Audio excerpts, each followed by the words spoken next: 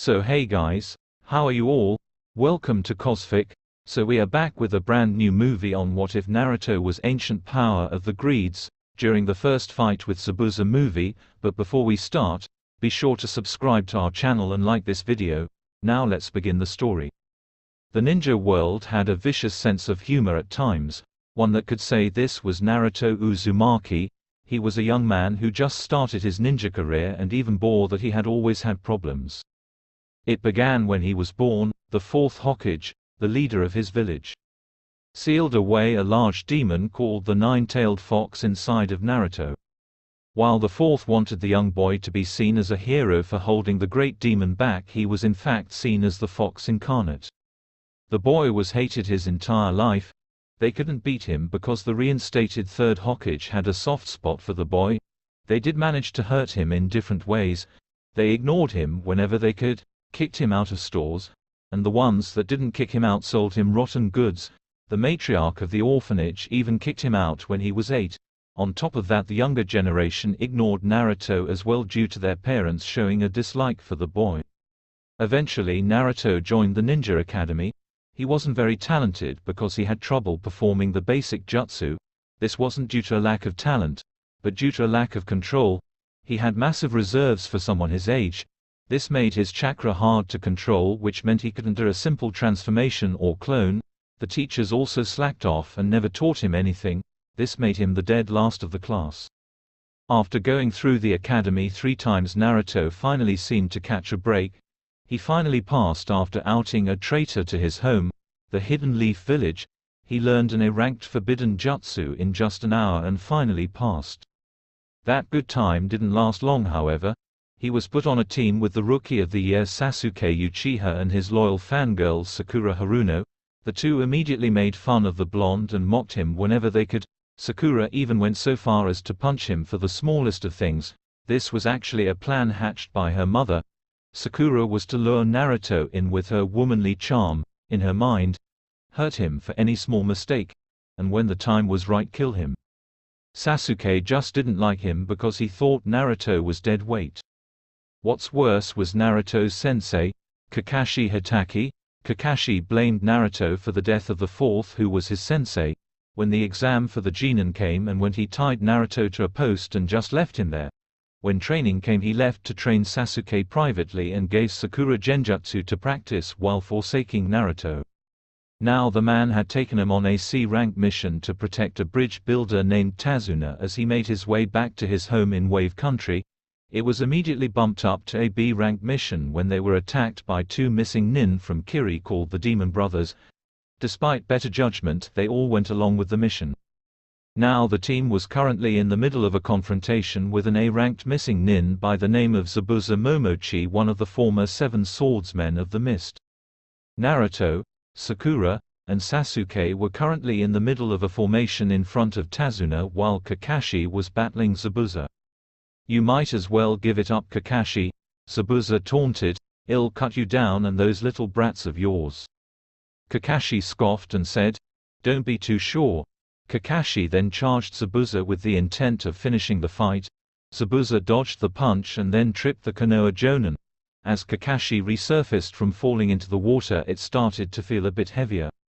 "Got you, sucker," Zabuza said with a smirk under his mask. "Water style. Water prison." The water around Kakashi immediately got heavier and a sphere of water appeared around the silver-haired man. "Looks like the so-called copy ninja isn't as strong as they say," Zabuza said. "Let's hope your brats put up more of a fight than you."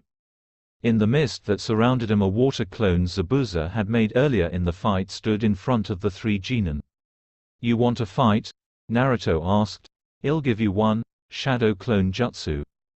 There were multiple puffs of smoke and more Narutos appeared. The clones all charged at the water clone with kunai drawn. The water clone drew its massive sword and swung, destroying most of the clones. The real Naruto actually managed to dodge the incoming attack and stabbed a kunai he had into the clone's skull, making it splatter to the ground in a puddle. Naruto charged, being followed by Sasuke. Naruto reached into his bag and yelled, "Sasuke, catch!" He threw a windmill shuriken that unfolded and was caught by the young Uchiha. Sasuke threw the weapon at Zabuza with the intent of killing him. Zabuza simply caught the projectile. At that moment the man noticed another one in the shadow of it. He jumped over that one. The second projectile then burst into smoke, revealing it to be a transformed Naruto. "Eat this, you eyebrow-less freak!" Naruto yelled as he threw a kunai. Zabuza quickly threw the windmill shuriken away and went through some one-sided hand sign. Water style. Water wall. A wall of water rose up from the lake and blocked the kunai, making Naruto gasp.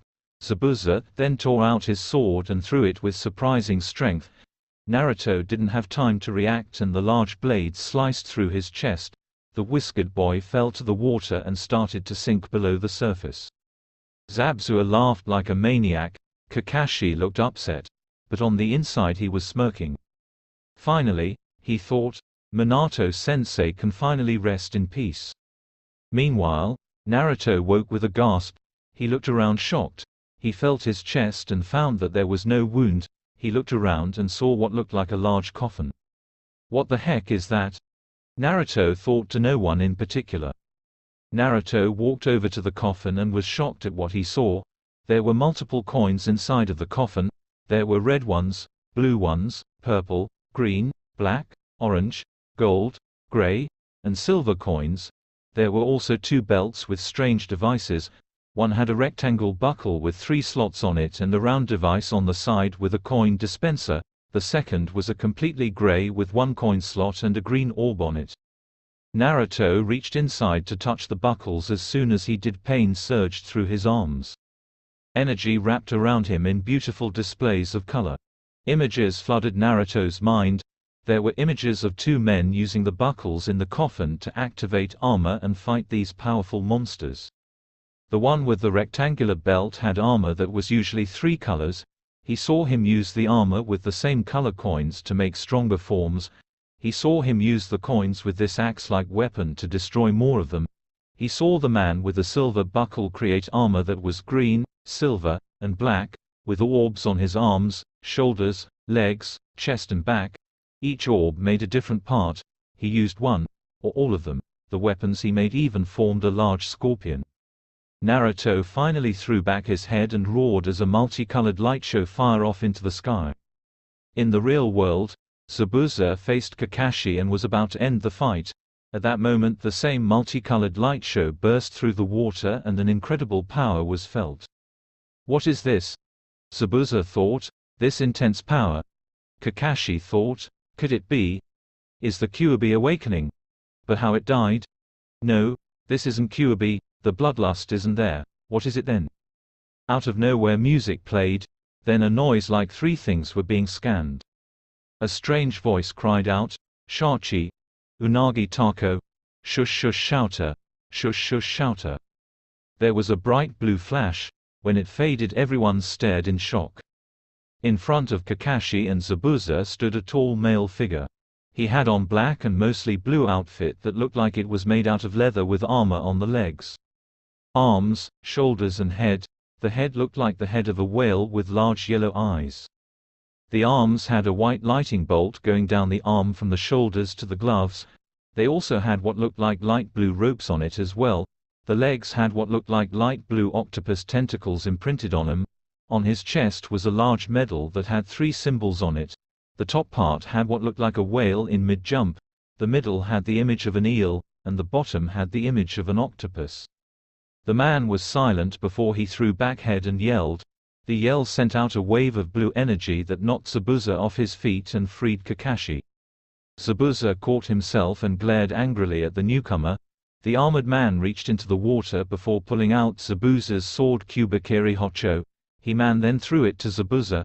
The missing nin caught it before the man got into a fighting stance. I don't know who you are, Zabuza growled, but if you stand in my way I'll tear you to pieces. Zabuza charged at the man. Just as he reached the man he swung. To his shock the man turned into water and flew up avoiding the strike. The armored man then swung his arms unleashing the ropes on his arms that wrapped around Zabuza's sword. The former swordsman screamed out in agony as volts of electricity went through him. Zabuza dropped his sword with smoke rising off of him. The armored man didn't relent as he charged at Zabuza and jumped into the air. The tentacles imprinted on his legs suddenly came to life and spread out. Zabuza was unprepared for the barrage of kicks that he was on the sudden end of. The masked swordsman fell to the ground in pain. The man grabbed a round object off the side of his belt in one hand before he tilted the buckle. He ran it over the buckle, making the same noise that they heard earlier. Scanning charge. Octo banish. The man burst into water and flew up. The ropes on his arm shot out and wrapped around Zabuza, making him scream again. The man was then ripped from the spot and brought forward. The tentacles on the armored man's legs spread out again. This time they all pointed at one spot and spun like a drill. The attack slammed into Zabuza's stomach and he went right through the man, who gave one last scream of pain just as a large explosion sounded throughout the forest. The armored man landed on his feet and turned to face the shocked remainder of Team 7. The remaining members were all thinking, what in the heck was that? The armored man faced them before he flashed again. Then he walked over to the lake and pulled out Zabuza's sword. The massive weapon flowed and shifted. When the glow faded, it showed a different weapon. It was still the Zanbato sword, but it was in fact much more futuristic look. The blade was now pitch black with a long red strip down the blade. At the hilt there was a coin deposit that could hold up to 3 coins. The armored man twirled the sword before stopping and nodded, letting out a grunt of satisfaction. "Who are you?" asked Kakashi. The armored man looked at him for a second before turning around. Kakashi was furious at the motion of ignoring and yelled, "Don't turn your back on me." Kakashi charged, but the man burst into water and flew off into the air. Kakashi growled angrily. "Who was that Kakashi-sensei?" Sakura asked. "I don't know Sakura," Kakashi said. "But the next time I see him, I'm going to beat some answers out of him." Later, the armored man splashed down, forming a large puddle on the ground before he reformed into himself. The man looked around before the medals on his belt and chest flashed bright blue. The armor then vanished, revealing Naruto, a changed Naruto. The boy was now a bit taller and his clothes no longer fit. His eyes were now a darker shade of blue. His hair was no longer sun-kissed blonde, but a deep gold color. His whiskers marks were actually a tad bit lighter as well. Naruto stumbled before he fell back, landing in a sitting position in front of a tree. Naruto's mindscape. Naruto groaned and rose up from the ground. "Oh man," Naruto thought. "Somebody get the number on that fruit cart." Naruto looked around in confusion as he saw himself inside of a massive sewer. He also saw that he was in front of a massive cage. As the blonde approached the cage, he noticed something. There were multiple round plates that looked a lot like the coins in the coffin he found earlier. "What is all this?" Naruto asked. "I could ask you the very same, Kit." A dark voice came from within the cage. Naruto faced the massive cage to see a large pair of red vulpine eyes looking back at him. A huge mouth of teeth soon followed. "Kyuubi, right?" Naruto asked. "In the flesh, so to speak." There was brief silence before Naruto slammed his fist into the cage door. "You stupid overgrown fuzzball!" Naruto yelled. "You're the reason my life has been hell so far. Do you have any idea what I've been through? Everyone in the village either hates me or looks down on me. I'm pretty much cannon fodder to my own team." With each statement, Naruto punched the cage. Naruto finally fell to his knees and cried, something he had sworn he would never do. He felt a pair of slender arms wrap around him in a gentle embrace. He looked up and saw a beautiful woman with long red hair. What caught his attention was the pair of fox ears and 9 tails she had. "KK Kyuubi?" Naruto asked. The woman nodded and said, "I am." Naruto backed away and said, "What the heck? How are you a girl? You sound like a guy a minute ago." Kyuubi shrugged and said, "I guess it must be a volume thing. I can't quite figure it out myself." The two looked at each other and shrugged. "Anyway," Kyuubi said, "Kit, do you have any idea what you stumbled across when you were nearly killed by that missing nin?" Naruto raised an eyebrow and shook his head. Kyuubi said, "That was an ancient power that belonged to monsters called Greeeds." Naruto raised an eyebrow and asked, "What's a greed?" Kyuubi sighed and muttered, "Why is it humans never know anything?" Kyuubi cleared her throat and said, Greeds were ancient creatures that existed a long time ago. They were monsters that were able to feed off the desires of humans and were able to take a form that was similar to animals. Eventually humans learned how to harvest this power by creating coins that held the Greed's power. If the coins were all the same color, then the user was even more powerful. Naruto whistled at the thought before he asked, "How do you know all of this?" Kyuubi shrugged and said, "I'm an all-powerful demon. It is my business to know. You never know what might end up threatening your position of power anymore." Naruto shrugged and accepted the answer. "It seems you came across the power of the men who defeated the Greeds a long time ago," Kyuubi said. "On top of that, it seems your body has adapted to that power and has become under a process called greedification.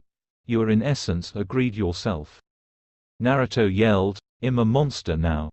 Kyuubi calmed the boy down and said, "No, you aren't a monster. A monster is a creature that kills for no reason, does it only because he can." Naruto wiped his forehead and said, "That's a relief. So what happened when I was knocked out?" Kyuubi waved her hand. A large screen appeared. Naruto cheered when he saw himself in the armor and saw himself kicking Zabuza around. Though he was a little freaked when he saw Zabuza destroyed, he was however curious when he saw the sword change. "First of all," Naruto said when the movie ended, "that was awesome. Second, what was that thing with the sword?"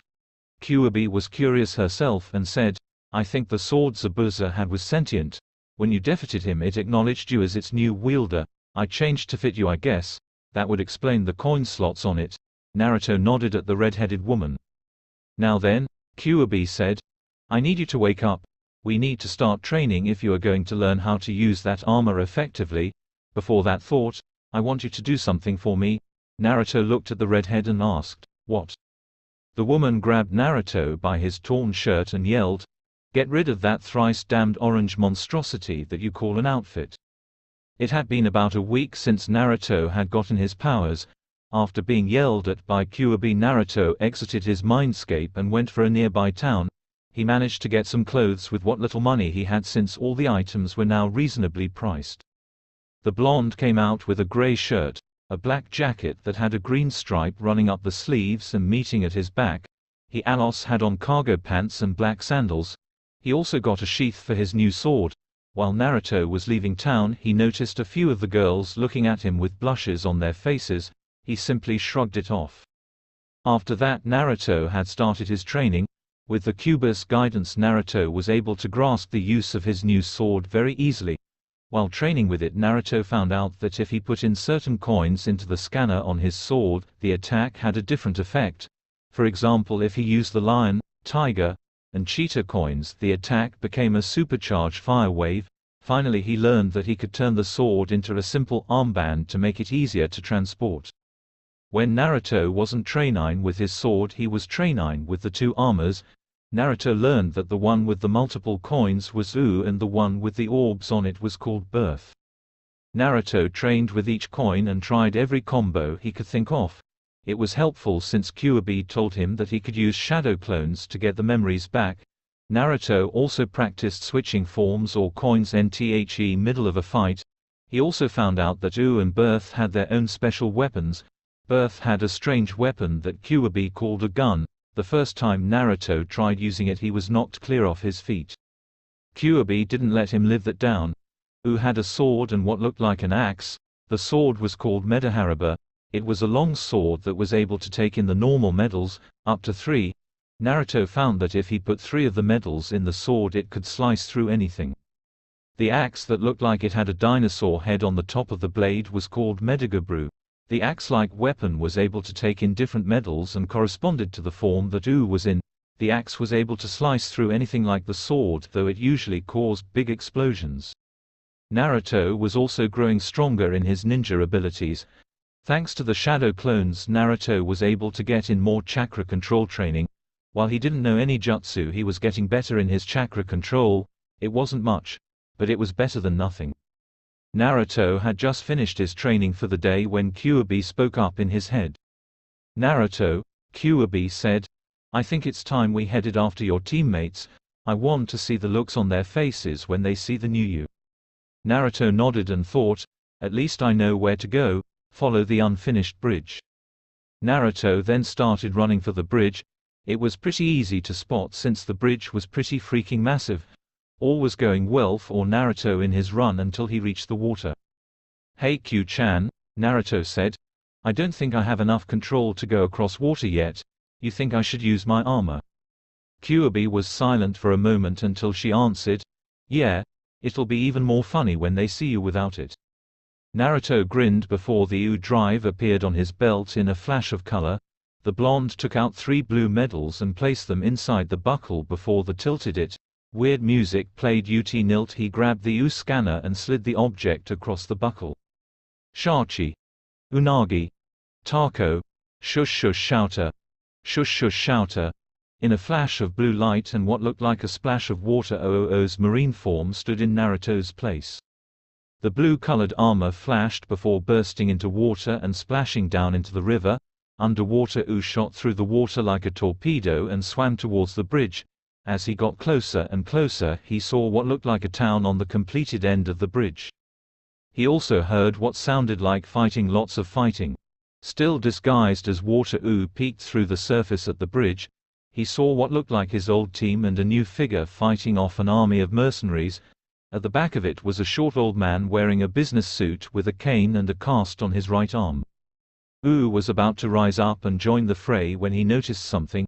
With the old man were 2 men. One had a young woman while the other had a small boy. U strained his ears and heard what they were saying. "Now," the old man said, "lay down your weapons and hand over the old bridge builder before something happens to these 2. Kakashi laid down his weapons while the others did as well. The newcomer just looked at her allies with disbelief. "Now then," the old man said, "seeing as some of these punks might try and start another uprising, how about we make a little example?" The 2 men behind the midget raised their swords to strike the 2 hostage. U recognized Tazuna's voice as he yelled, "No!" U then burst from the water rising high above the bridge. "Who the hell is that?" the newcomer to the Konoha group asked. U threw out the whips on his arms that wrapped around the midget's men and fried them with a lot of electricity. The whips then wrapped around the 2 hostages before ripping them from their spots. U caught the 2 and came down, landing softly on the bridge. The 2 then got out of OOO's arms and ran for Tazuna, hugging him tight. Tazuna gripped the 2 just as tightly. "Who the hell are you supposed to be?" the old midget yelled, who Naruto guessed was Gato, the tyrant of this town. "Call me U," was all the armored man said. "Well then," Gato said, "now we know what to put on your tombstone. Kill this freak. An extra 1,000 to whoever brings me his head." The mercenaries yelled as they charged. "A fight?" U said, looking down at himself. "I'm not dressed right. Give me a moment." U took the blue core medals out of the U-drive before taking out 3 green ones. The mercenaries didn't stop running, but the Konoha group looked confused. He slid the coins into his belt before taking the U-scanner and sliding it across the buckle. Kuwagata, Kamakiri, Bata, Gata Gatakiri Gatakariba. There was flash of green and OOO's armor had changed completely. His armor now had a black and green color scheme. The head now had what looked like the mandibles of a stag beetle coing on top of his head, and he now had orange eyes. His arms now had green gauntlets on his forearms with long blades coming off them. His legs only had some green stripes going down them. The medal on his chest had the image of a beetle at the top, a mantis in the middle, and a grasshopper facing forward at the bottom. U threw back his head and yelled, unleashing a green wave of energy that knocked a few of the bandits off their feet and making the Konoha ninja use chakra to keep themselves from being blown away. U turned to the group and said, "You stay here, I'll take care of these chumps." U charged at the army. The mercenaries thought that his was going to be easy since there was only one of him. They were quickly proved wrong when U flashed green and there were multiple copies of him all over the place. The newly formed army clashed with mercenaries. Each U proved to be just as powerful as the first. Each one proved to be powerful. They were all able to shoot lightning from the horns on their heads, use the blades on their arm to such a degree that one swing sliced a man in half with one swing, and proved to have powerful legs. As they watched the Konoha nin, and Tazuna had many thoughts. "Sasuke, what is this power? With power like that I could easily kill Itachi. Sakura: wow. This is insane. I've never seen power like that. A real-life knight in shining armor, squeal. Kakashi: with armor like that Konoha could be unstoppable. When H is done fighting hell be so tired he'll be able to take that armor with ease. Tazuna: if this guy was around here before I should have hired him to protect me instead of these bunch of wimps. Also, did they really think that Gato was going to let my daughter and grandson go? I told them how A was. Did they not listen? Newcomb aka Anko: such power, such grace, such bloodshed. Oh my Kami, I think I'm in love. Pretty soon all the mercenaries were dead and Uu was standing in front of a terrified Gato. Please don't kill me. Gato yelled, I'll give you whatever you want. Money, power, women. Anything. Uu was quiet for a second before saying, sorry, I don't take offers from the scum of the earth.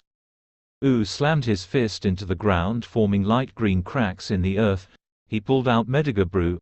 Uu slid a medal into a slot showing the medal as it fell. He then shut the mouth and it made a noise that almost sounded like swallowing noise. Gulp. Gatakiriba. Green energy shone on the medal on Oo's chest. Lightning shot from his horns to the axe and he jumped into the air. The axe flashed dark green as he fell down to the earth. He swung down the axe on Gato as he called out his attack. Insect Smash. The axe blade met with Gato's back and there was a sickening crunch before the blade sliced through Gato resulting in a huge explosion. Uu panted in exertion as he held his weapon. He suddenly rose his head up and spun around firing a bolt of lightning from his horns zapping Kakashi, who had tried to grab him from behind. Kakashi.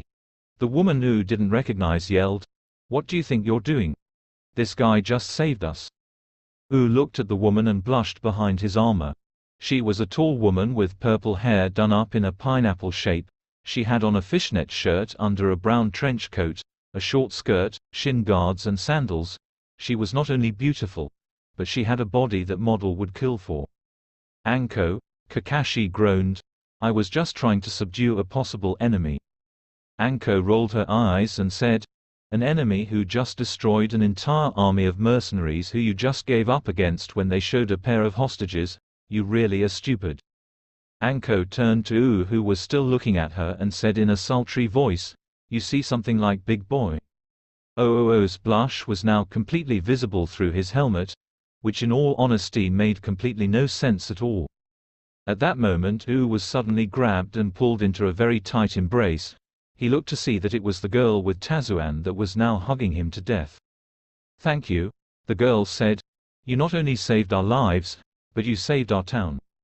Uu nodded and said, no problem. Do you mind if I change? I want to get out of this armor. The woman blushed and nodded slowly. Uu hit a button on his belt and there was a flash as the armor on the boy disappeared, revealing Naruto to the shocked group.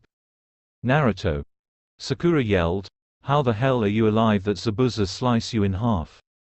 Naruto deadpanned, he didn't slice me in half. He only cut a huge chunk out of my chest. Anko looked shocked for a second before saying, well, since the mission is over I want to get something off my chest.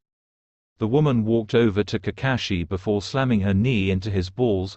Kakashi let out a loud scream of agony. That was for bring a bunch of genin onto a B-rank mission. Anko growled, what were you thinking? Naruto looked at the woman and said, nice one. Though I would have preferred if you had used those shin guards of yours to do so. It would have been more effective and been much more hilarious. Anko thought for a second and said, good point, I'll remember that next time. It was at that moment that she noticed Kakashi was currently looking up her skirt. Anko then proceeded to stomp on Kakashi's groin, making a scream of agony echo throughout Wave Country. With Gato dead, the village actually started to prosper. Naruto was swarmed with people thanking him for saving their village. Most of them were girls. Since Naruto wasn't used to such attention, he was practically blushing when A was the victim of a group glomp.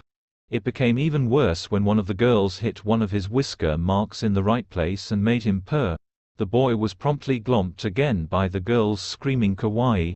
Luckily Naruto got out of there by substituting with a barrel. Other than that, Sakura and Kakashi tried to go around town and convince them that Sasuke was the one that saved them while Naruto only got in the way. However, it was the word of Tazuna and his family against their word, so the village accepted Naruto and by extension Uu as their hero. They even went so far as to name the bridge after him. When he wasn't being attacked by fangirls, Naruto had to deal with Sasuke demanding that he hand over his armor. Naruto would have loved to do so because he knew that the energy of the core medals would tear Sasuke apart from the inside out. He would have loved to see that. But Naruto relented and just kept telling him no. Sakura tried seducing him to hand over the armor. When that didn't work, she tried to beat it out of him. That resulted in Sakura getting a broken hand and then getting thrown out of Tazuna's second-story window. Kakashi tried to pull rank to get Naruto to hand it over, but he pulled out a passage from an old rulebook that states that a Jonin may not take something away from a Genin should it prove to weaken him and benefit solely one other. In other words, he couldn't take Naruto's armor by law. The shocked look on Kakashi's face was so priceless that Naruto wished that he had a camera to memorize it. Anko had actually been the only person who didn't try to abuse him. She actually was starting to grow attached to the boy. When it came time to leave, it was quick run to the village. Upon arriving, the two Chunin guards were shocked to see Naruto's changes, but went along with it as they figured it was just some crazy puberty thing. After dealing with the papers, the three went to the S and Amy's office for debriefing. Team 7, Anko, the old Sandemi, said as they entered his office, "I take it the mission went well. Now then, would you mind telling me what the heck happened?" Kakashi stepped forward and began to explain the mission.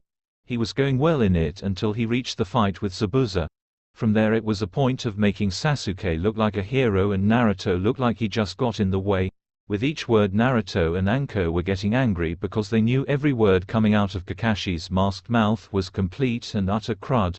Sasuke and Sakura smirked as they heard Kakashi's tall tale and knew that Naruto was going to get reprimanded. Sarutobi looked at Kakashi before leveling a glare at the man. "Naruto, Anko," the old man said, "could you two step out for a moment?" The two looked at each other before leaving the room. The old man looked at the son of Konoha's White Fang before asking, "Do you take me for a fool, Kakashi?" The Jonin looked confused before saying, "What?" The old man repeated, "Do you take me for a fool? Every last word you've told me was a lie. Now I want the truth, and I want it now." Kakashi started to sweat. He told the truth this time as he knew he had been caught. After the story, he ordered the remaining members of Team 7 to leave. "You two can come back in now," the old man said as Team 7 left. "Naruto," the Sandemi said, "it is quite obvious that I chose very unwisely with your team. There I shall reassign you to a different team with a new sensei. Anko, seeing as you clearly have more sense than Kakashi, you will be given something a little extra in your pay." Dismissed. Anko grinned before leaving. Naruto faced the old man and said, "Who is my new sensei going to be, old man?" Just as Sarutobi was about to answer, an Anbu appeared in the room. "The council has called a meeting involving the Uzumaki boy," the man said before vanishing via Shushin. Sarutobi looked at his watch and said, "Wow. It took them 10 minutes to catch wind of something. The council is losing its touch. Well, come on, Naruto, the sooner we get this over with, the sooner we can all go home." Naruto walked with the old man to the council chambers. After about a minute of walking, they came to a large pair of chamber doors. When the doors opened, the sound of arguing and nearly deafened Naruto. Through all of this, Naruto never realized just how sensitive his hearing was. When the two entered the room, the council went quiet. "Why was this meeting called?" the old Kage asked with an annoyed look on his face. "We have heard about the Uzumaki boy gaining something interesting over the past few days," an old man wrapped in bandages said. The old Kage sat down at his large chair and said, "I was just speaking to Naruto about that when you called. Naruto, would you please explain?" Naruto sighed and said, "Over the mission to Wave Country, I found a strange object. The object was an ancient system that gives the user armor that can be used to heighten physical powers while given other abilities. One of the elders, Koharu, said, 'Can you show us this armor?' Naruto nodded. He activated his belt, this time brining out the birth drive. He took out a completely silver medal and slid it into the slot. He twisted the knob on the belt and he was encased in bright light. In Naruto's place was a man completely encased in armor.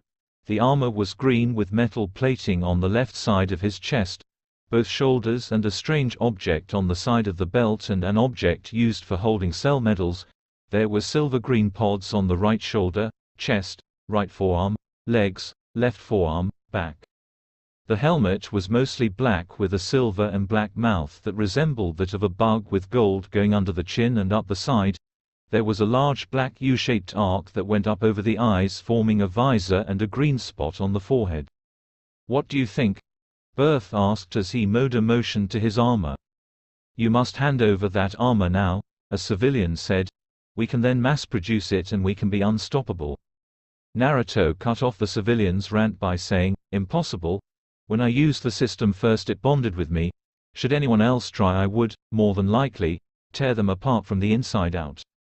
The same civilian yelled, "Then we should kill the demon fox before it can be used on us." Berth looked at the civilian and said, "You broke the Third's law." The Kamen Rider took out the Berth Buster and fired a shot that destroyed the civilian's head. The civilians cried with outrage. The shinobi clans weren't really doing anything at the moment because they didn't really care. They knew he wasn't Kyuubi, but they were upset about some pranks that Naruto had played on them. Since Naruto wasn't the fox, they didn't really pay attention to these meetings. If one looked hard enough you could see that most of them were sleeping with their eyes open. This didn't include Shikaku Nara, who was actually asleep. Hokage-sama, a civilian woman with pink hair, said, "He just killed a councilman. He must be punished." Sarutobi said, "For what?" "I didn't see anything." The civilians looked shocked for a second before Naruto deactivated his armor and said, "Can I leave now? I got a date with Ichiruka Ramen." The old man nodded. As soon as Naruto left, a councilwoman said, "Sandemi-sama, we need the boy to hand over that armor to Uchiha-sama, with it." The old man held up a hand to silence the woman. The old Hokage then said, "The armor is only to be used by Naruto and Naruto only. You are not going to influence him in what to do with it. Now are there any questions?" A lot of the civilian council members raised H-tier hands. "Any questions not about the armor?" Everyone lowered their hands. Okay then.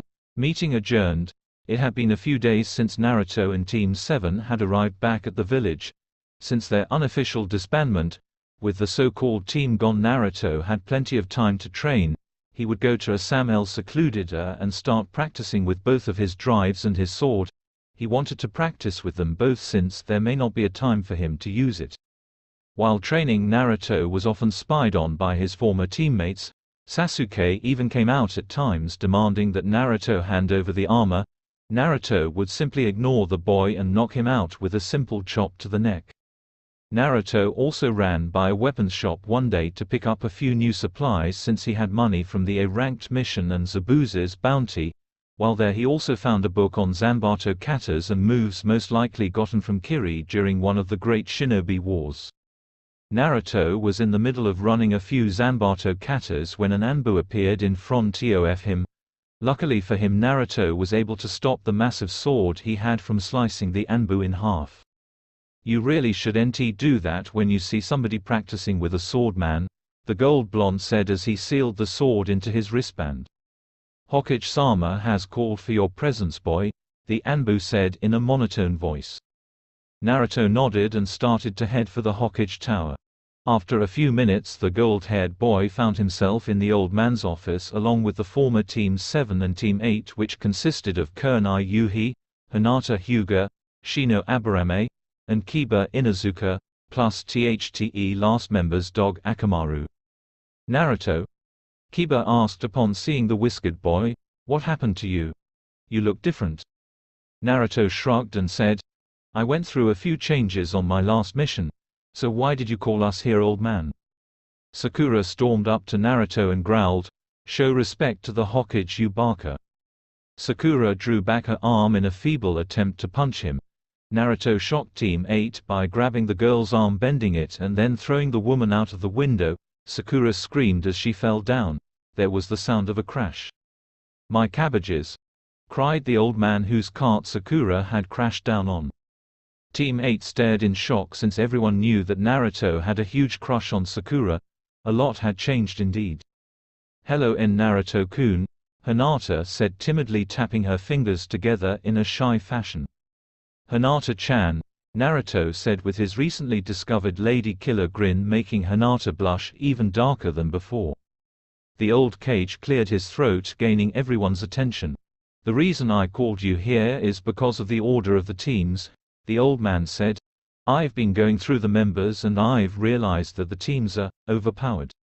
Sasuke smirked arrogantly and said, "So you're assigning me a new sensei to help me get stronger, right?"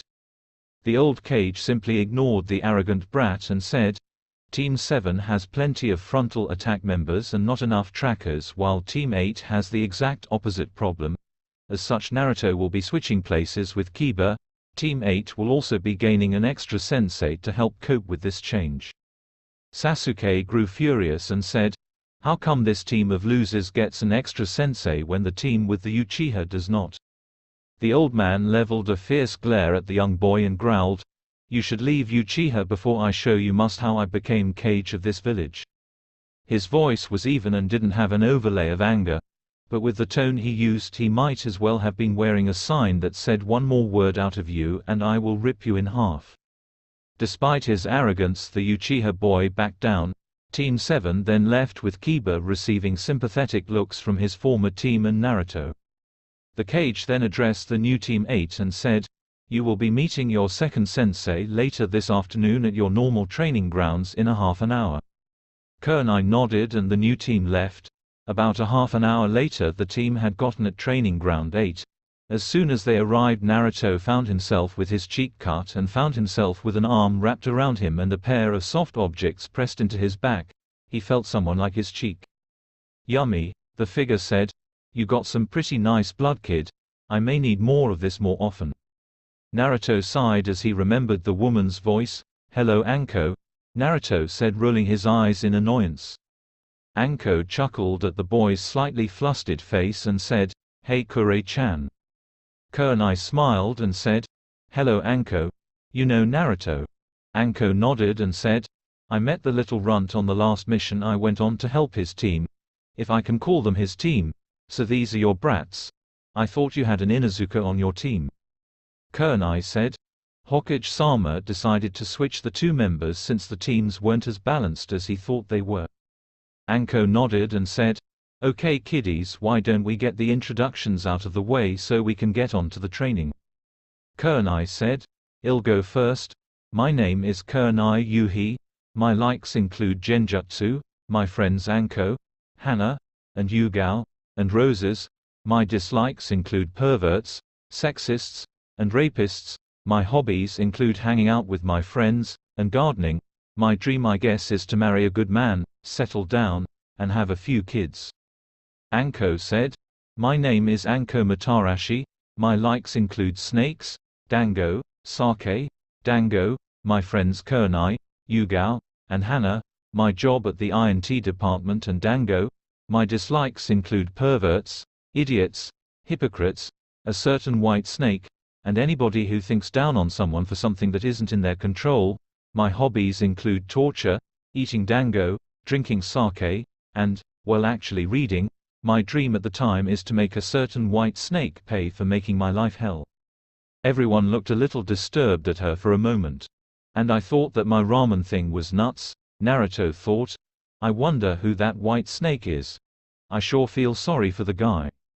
Shino then said, "My name is Shino Aburame. My likes include insects, and my teammates. My dislikes include Venus flytraps, frogs, toads, and pesticides. My hobbies include collecting specimens for my hive. My dream is to become the Aburame clan head." Hinata stuttered, My name is H. Hinata H. Hyuga. My likes include my teammates, C. cinnamon buns, my family, and A. C. certain boy. My dislikes A. are rapists, K. kidnappers, K. kumo, and bullies. My H. hobbies are F. flower pressing, A. and reading. My dream is to probably be W with A. C. certain boy, and unite my family. Naruto thought, "Good dream. I wonder who that boy is. I wonder it would have to be someone Hinata knew. She would probably be really shy around him, blush a lot around him, have trouble talking to him, and she would, oh man. How did I miss this? In Naruto's head, the golden-haired blonde was currently bashing himself with a large stainless steel frying pan while yelling stupid over and over again. Naruto then realized everyone was looking at him, so he decided to let them know. My name is Naruto Uzumaki, the boy said. My likes include ramen, cute girls, a certain fuzzball, pranks, and the occasional fight. My dislikes are perverts, jerks, arrogant morons who have 20-foot poles up his butt, pink-haired banshees, a hypocritical cyclops, and the time it takes for instant ramen to make. My hobbies include training, pulling pranks, and hanging out with what friends with I have. My dream is to, well, I guess right now my dream is to make a name for myself. Team 8 looked shocked at Naruto when they heard his dream. They were actually expecting him to be loud and obnoxious, but apparently that wasn't the case anymore. Okay, Kurenai said. Since Naruto is new to the team, I think we should be briefed on what abilities you do have. Would you be willing to share, Naruto? The blonde boy nodded. Well, Naruto said, I'm good at thinking on my feet and I have a lot of chakra, which means I have a lot of stamina. Hinata blushes at the implications. I also knew the shadow clone jutsu that allows me to bring out actual solid clones. I also have my own special bloodline. That last line got everyone's attention. Why you have a bloodline in Naruto-kun? Hinata asked. The girl's secret crush nodded and said, I woke it up on my last mission. Instead of telling you, I think I'll just show you. You don't mind, do you? Everyone shook their head no. Naruto formed the U drive on his belt and slid in 3 coins. He pulled out the scanner and ran it over the buckle, making the colors flash. Taka, Tora, Bata, Tataba, Tataba, Tataba. Naruto flashed red, yellow, and green before the lights faded, revealing Naruto in triple-colored armor. The head was red with what looked like an eagle with large red eyes, the arms and chest had a yellow design and gauntlets on the arms, the legs and waist had the grasshopper design, the medal on his chest had what looked like the head of a bird on top, the middle had what looked like the center of a tiger's head, and the bottom had what resembled a grasshopper. Everyone stared in shock at the armor. A lot of them felt their jaws hit the floor with hollow thuds. As you can see, U said, my bloodlines allows me to form armor from these coins called core medals. Each medal has a different power and allows me to take different armor forms. If the coins are all the same color, I'm even stronger. Anko can back me up on that since she saw it on the mission. I also have these 2 weapons that I can use.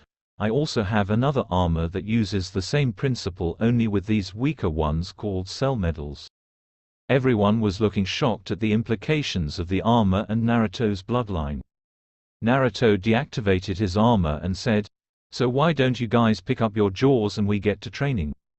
As soon as Naruto said that, training got underway. Before training started, Kurenai decided it was time for the group to learn their elemental affinities since it would help their training. Hinata's chakra paper turned wet, meaning she had a water affinity. What surprised everyone was that Shino's actually crumpled up into a ball, meaning he had lightning. Naruto split in half, meaning he had wind. What shocked them was that after it split in half, it was then ripped apart to tiny little pieces. With that underway, everyone started training in their affinities to harness their chakra. Hinata was doing the water walking exercise to use hers. Shino was against using her chakra at first since he would become a bug zapper. He was convinced into doing so when his hive's queen informed him that since they had been feeding on his chakra, they were immune to lightning jutsu that came from him.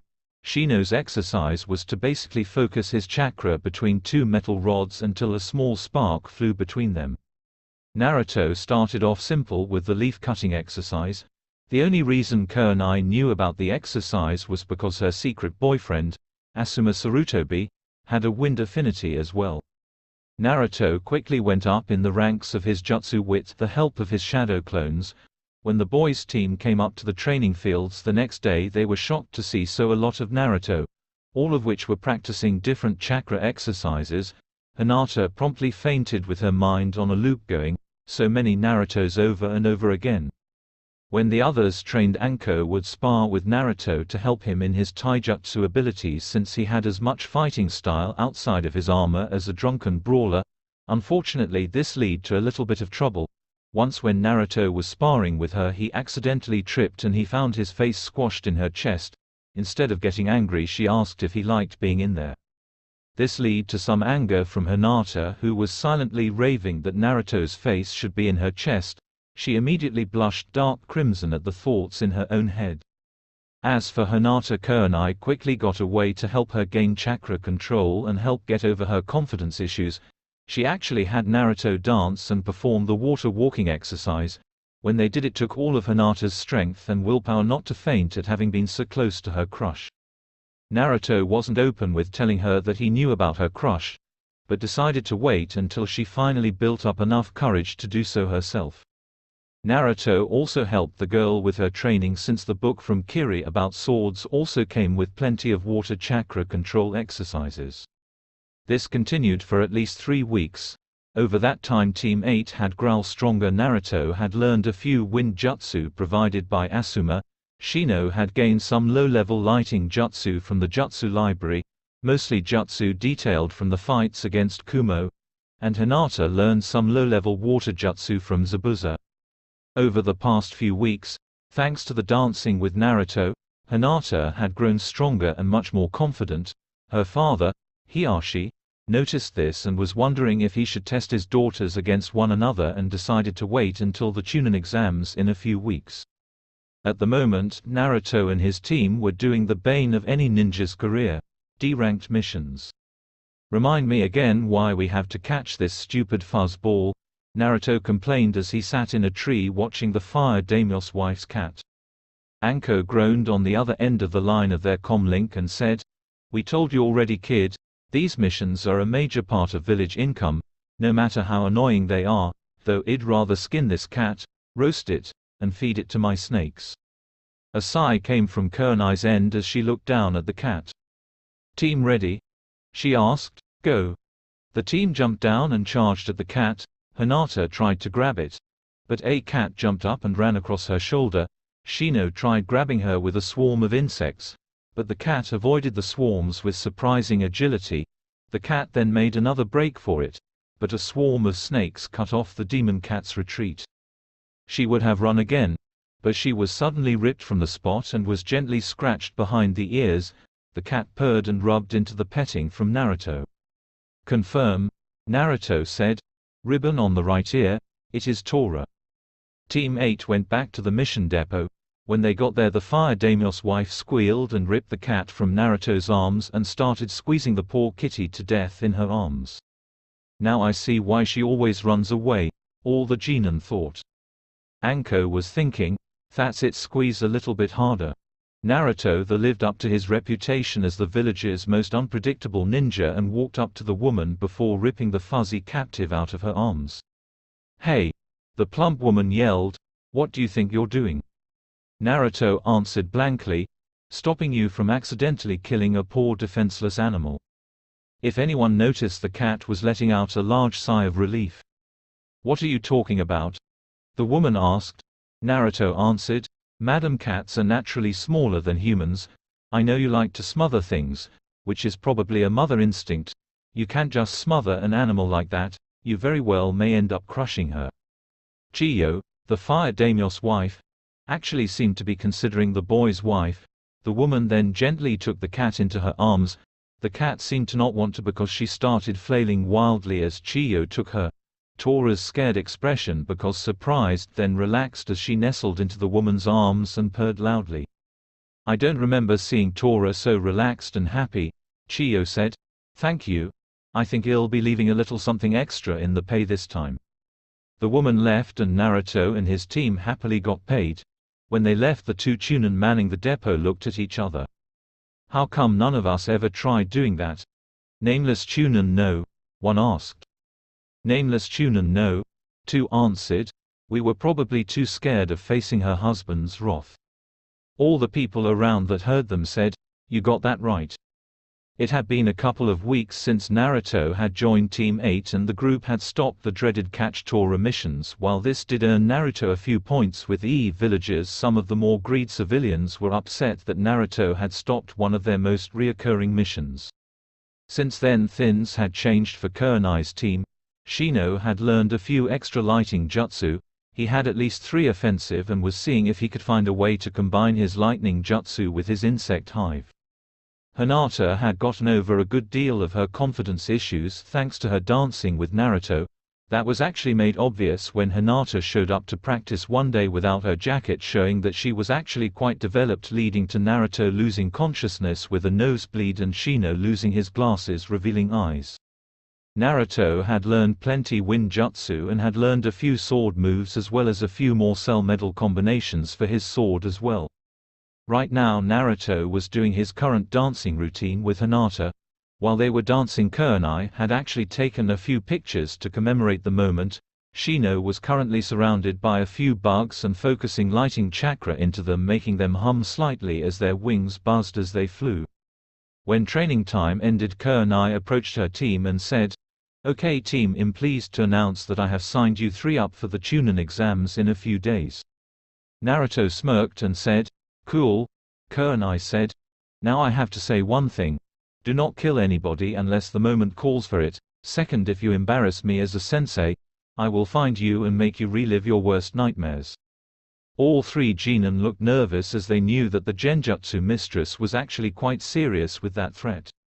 With that, everyone started to pack up and leave. While they did, Hinata approached Naruto. "Hey Naruto-kun," Hinata asked, losing her stutter, "would you like to get something to eat with me?" Naruto shrugged his shoulders and said, "Okay." Hinata smiled and the two made their way to Ichirukas.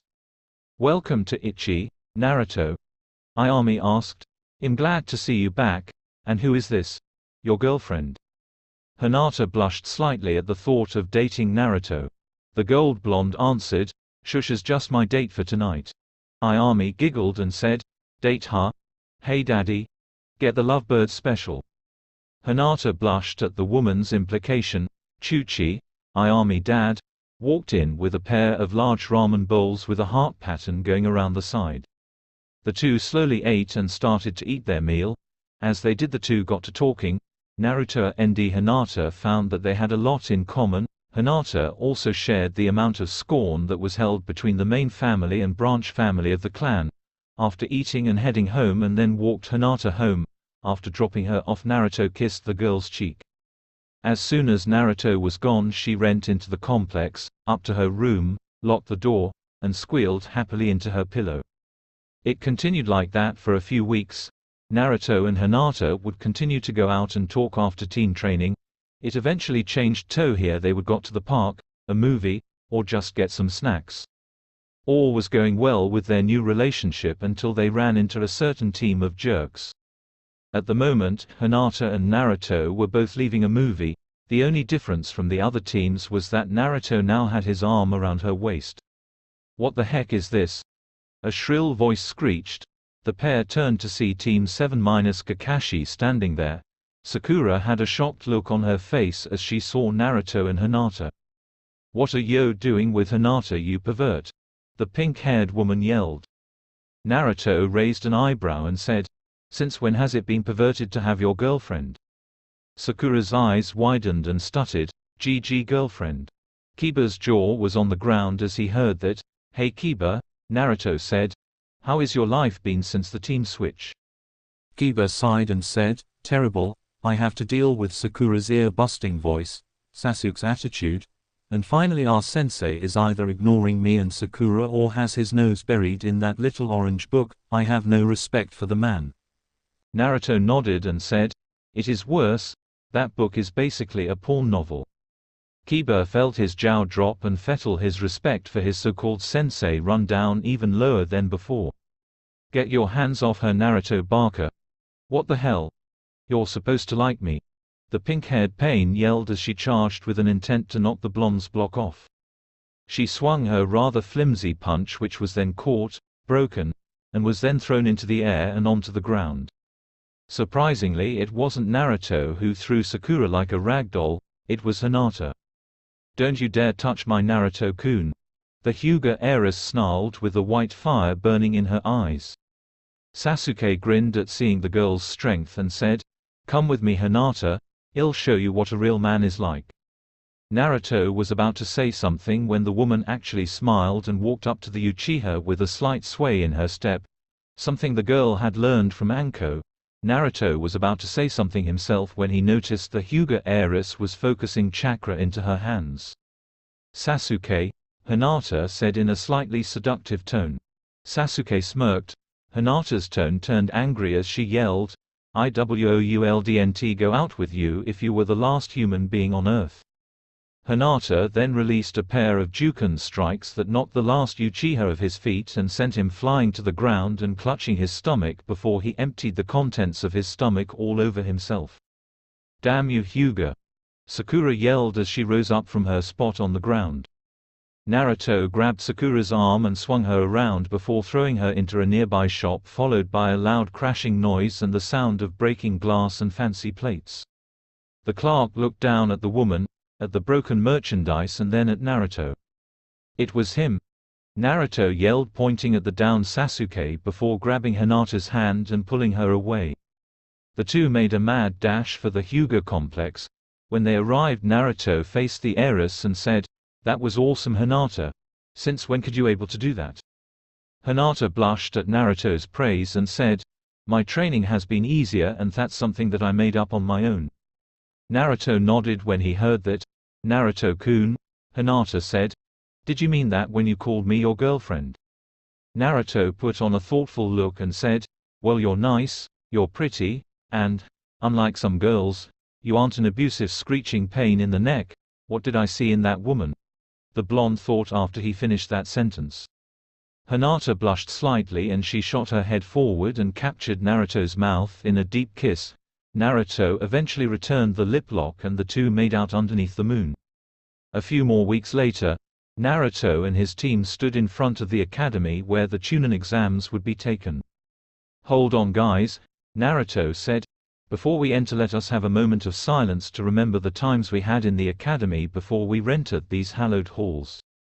The three then stood silent with their heads bowed and their eyes closed. "Okay, that's enough," Naruto said. "Let's go crack a few skulls." With that, Team 8 entered the academy. When they went up a flight of stairs, they found a large group of genin gathered around one of the rooms. "Will you just let us in already?" A girl in a pink Chinese-style shirt with buns in her hair yelled to a pair of genin at the door. "No," the genin on the left said. "This exam is too tough for a bunch of little rookies like you brats." Naruto sensed something odd about this. Since he had been training with Kurenai, he had been learning how to identify genjutsu. He also knew that something was wrong since the sign said that they were on the third floor when they had only gone up one flight of stairs. "Okay guys," Naruto said. "We keep walking and we don't look back." The others nodded and started to make their way when past the group of idiots when Naruto noticed the Uchiha about to make a fool of himself by announcing the genjutsu. Naruto simply sent out a wave of wind chakra that caused a sudden increase in pressure around the Uchiha's hollowed skull, making him crash to the ground. A lot of the people present laughed, while most of the people present didn't notice Naruto's movement. One team did.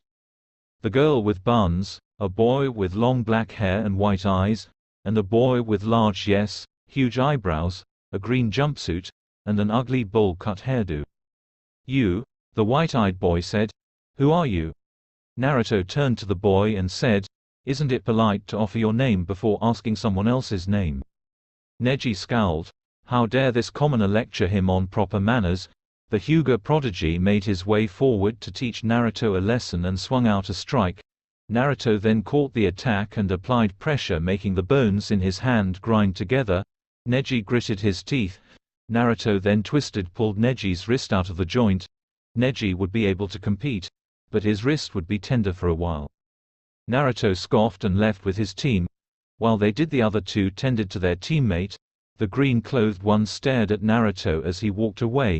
That blonde kid had just done something in a few minutes what he had been training since the academy to do. A few minutes later, Naruto and his team were approaching the exam room when a voice rang out. "You! With the attitude! The group turned to see the green-dressed boy from the Hyuga's team. "You mean me?" Naruto asked with a raised eyebrow. The boy answered, "Yes, my sensei told me that before a team swap his eternal rival Kakashi sensei had 3 students.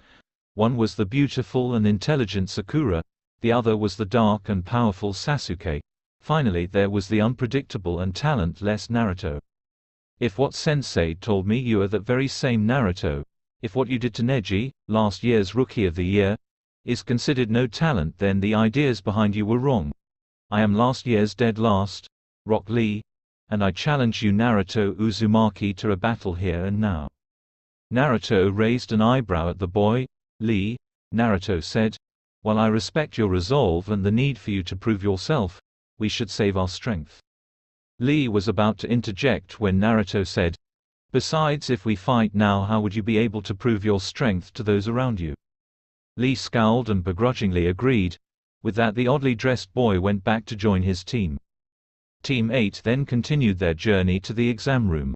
As soon as they entered the room, they were victims of dark blade and killing intent. Ninja from all over the elemental nations were there. The killing intent Naruto just shrugged off, since he had gotten used to it from all the killing intent he had received from the villages the entire duration of his life. The blonde simply focused some of his power and sent a quickly blast of killing intent that made a lot of them back down. A few seconds after they entered, there was a sudden high-pitched squeal. "Sasuke-kun."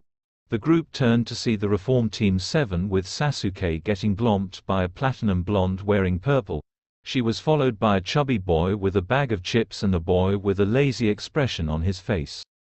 "Well, what do you know?" Kiba said. "Looks like the whole class is back together again." Ino looked at Sasuke and noticed Kiba was with them. "Hey, what happened to that blonde Barker?" the platinum blonde asked. "He was transferred to my team while I got transferred to his due to the teams being overpowered," Kiba explained. "I'm actually hoping that I get transferred back to my old team soon. I can't take much more of our perverted sensei and Sasuke's ego." The dog boy was then bopped over the head by Sakura, who yelled, "Don't insult Sasuke-kun. Sasuke-kun could beat everyone here." At that comment, everyone turned to glare at the girl and her team. "Way to go, Haruno," Shino said. "Now you've made us a target of everyone here because of your devotion to the Uchiha." Ino turned around and was about to try and rip Shino a new one when she noticed the new and improved Naruto. "Whoa," the Yamanaka heiress said with a far-off look in her eyes, "what happened to you, Naruto?" Everyone who hadn't seen Naruto, namely Ino's team, looked shocked. "Whoa Naruto, what have you been eating?"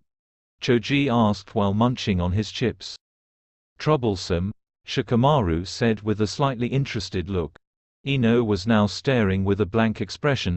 A little bit of drool leaked out of the corner of her mouth and a little blood came out of her nose when she noticed Naruto's defined muscles. "Ino," Hinata said in a sickly sweet voice, "get your eyes off my boyfriend." The sickly sweet tone knocked Ino out of her trance and stared at Hinata with a slightly paler face as when she had heard someone use that tone before she found out that the person who used that tone happened to be a major sadist. While this was going on, a silver-haired Genin was watching with interest, especially at the Uzumaki. "His physical appearance doesn't match the description in my cards," the boy thought. "Oh well, just because H has had a change of clothes doesn't mean that he is any stronger." For those of you who cannot figure out who just thought that you shall be struck in the face with an acid pie, nobody really take this seriously. How would be dumb enough to make that? Then there was a huge blast of smoke filled the room, taking all the glaring eyes away from the Uchiha. When the smoke cleared, it revealed a tall muscular man with a black trenchcoat, and a bandage wrapped around his head. "Listen up, you runts," the man barked. "My name is Ibuki Marino, the proctor for the first exam. Now get in the next room, find your seats, and shut up." Everybody filed into the room one by one. The Chunin exams had finally begun. Naruto sighed as he sat next to his girlfriend. "Man, I'm bored." Naruto said. "Right now I'm upset that we got here so quickly." Hinata snuggled into her boyfriend's side and said, "You aren't bored with me, are you, Naruto-kun?" Naruto looked a little nervous and said, "No, Hinata-chan, I'm just bored because there's nothing to do, and To be quite honest, making out can only do so much. Hinata shrugged at her boyfriend's words and had to agree. While making out was fun, it can't do that much to alleviate time. Naruto sighed as he remembered how he and his team got there so quickly. The first part of the exam had gone past pretty quickly. It had been a written exam that had gone quickly with the genin all cheating and managing not to get caught. Those who got caught had to leave along with their entire team. Eventually almost all of the teams were gone save for all the Konoha teams, the Sand team, the Sound team, and a few background teams. After that they had gone to a training ground that resembled a jungle and had been told that they had to gain a scroll from another team. If they had a Heaven Scroll, they needed to obtain an Earth Scroll and vice versa. The teams were hidden from one another so that they didn't know what scroll the other team had. On top of that, they had to face whatever was in the jungle/forest, which was proved to be very vicious if a centipede that looked big enough to eat you appearing at the edge of the forest meant anything. Naruto and his team quickly managed to get a scroll because they ran into another team and, thanks to Shino's ability with bugs, trapped them with some giant leeches. Luckily for them, the team had the scroll that they needed. Almost immediately they set for the tower in the middle of the forest. While on their way they caught the Sand Village trio facing a group of rain nin. They were shocked to see their youngest brother Gaara use the sand in his gourd to block all of the needles the rain ninja sent at him before using the sand to form coffins around them and then crushed them like bugs under a boot. The three genin were shocked to see such a bloodthirsty boy their age. After making sure he wasn't going to kill them while they were on their way, the group left and then ran for the tower, praying that they wouldn't get caught by that team. Well, Hinata and Shino were. Naruto is actually excited and hoped that he would fight the bloodthirsty boy. Probably a competitive streak he got from one of his memories. In the afterlife, a red-haired woman and a blonde man sneezed. As soon as they reached the tower, they opened their scrolls, which had been forbidden in the forest, and summoned their sensei Koanai, who then filled them in on a few things, one of which being the real reason behind the exam, which was to silently fuel a war between the village so they wouldn't have to resort to real war. After that they had to wait for 3 days and there was nothing to do around there. Well, there was an arcade in the basement of the tower, but the three genin were trying to save their money, though they did make a mental note to try a fighting game called Mortal Kombat. Shino just sat around and did aberame things, while Naruto and Hinata simply drew closer in their relationship.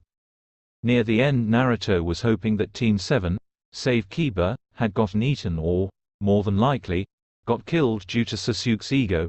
To his disappointment, the team arrived on the final day, though Sasuke looked worse for wear, as did Kiba and Sakura, who now had very short hair. A few hours later, all the genin stood in the middle of the ring. "Attention," the Sandaime said. "Due to an excessive amount of genin, we will be having preliminary rounds to see who continues to the finals." The genin looked at each other in understanding. When asked who wanted to go on, nobody did. A screen popped out of the wall behind the old man and it cycled through names. They landed on Kiba and one of the genin on Kabuto's team. The fight went by pretty quickly. The purple-dressed genin was assaulted by Kiba and his dog Akamaru in pincer maneuvers and sneak attacks. The genin revealed that he could drain chakra from a person's body via physical contact. When he did manage to get a good grip on Kiba, he was blindsided by Akamaru and wound up on the receiving end of a tunneling fang from Kiba. The next round was between Ino and Sakura. The fight was just a catfight given how the two were tearing at each other and screeching. Eventually the two knocked each other out and the fight was done and over with. Good thing too, because a few of the foreign ninja looked about ready to puke at the pathetic display. The next match was between Shikamaru and one of the Sound genin Kin.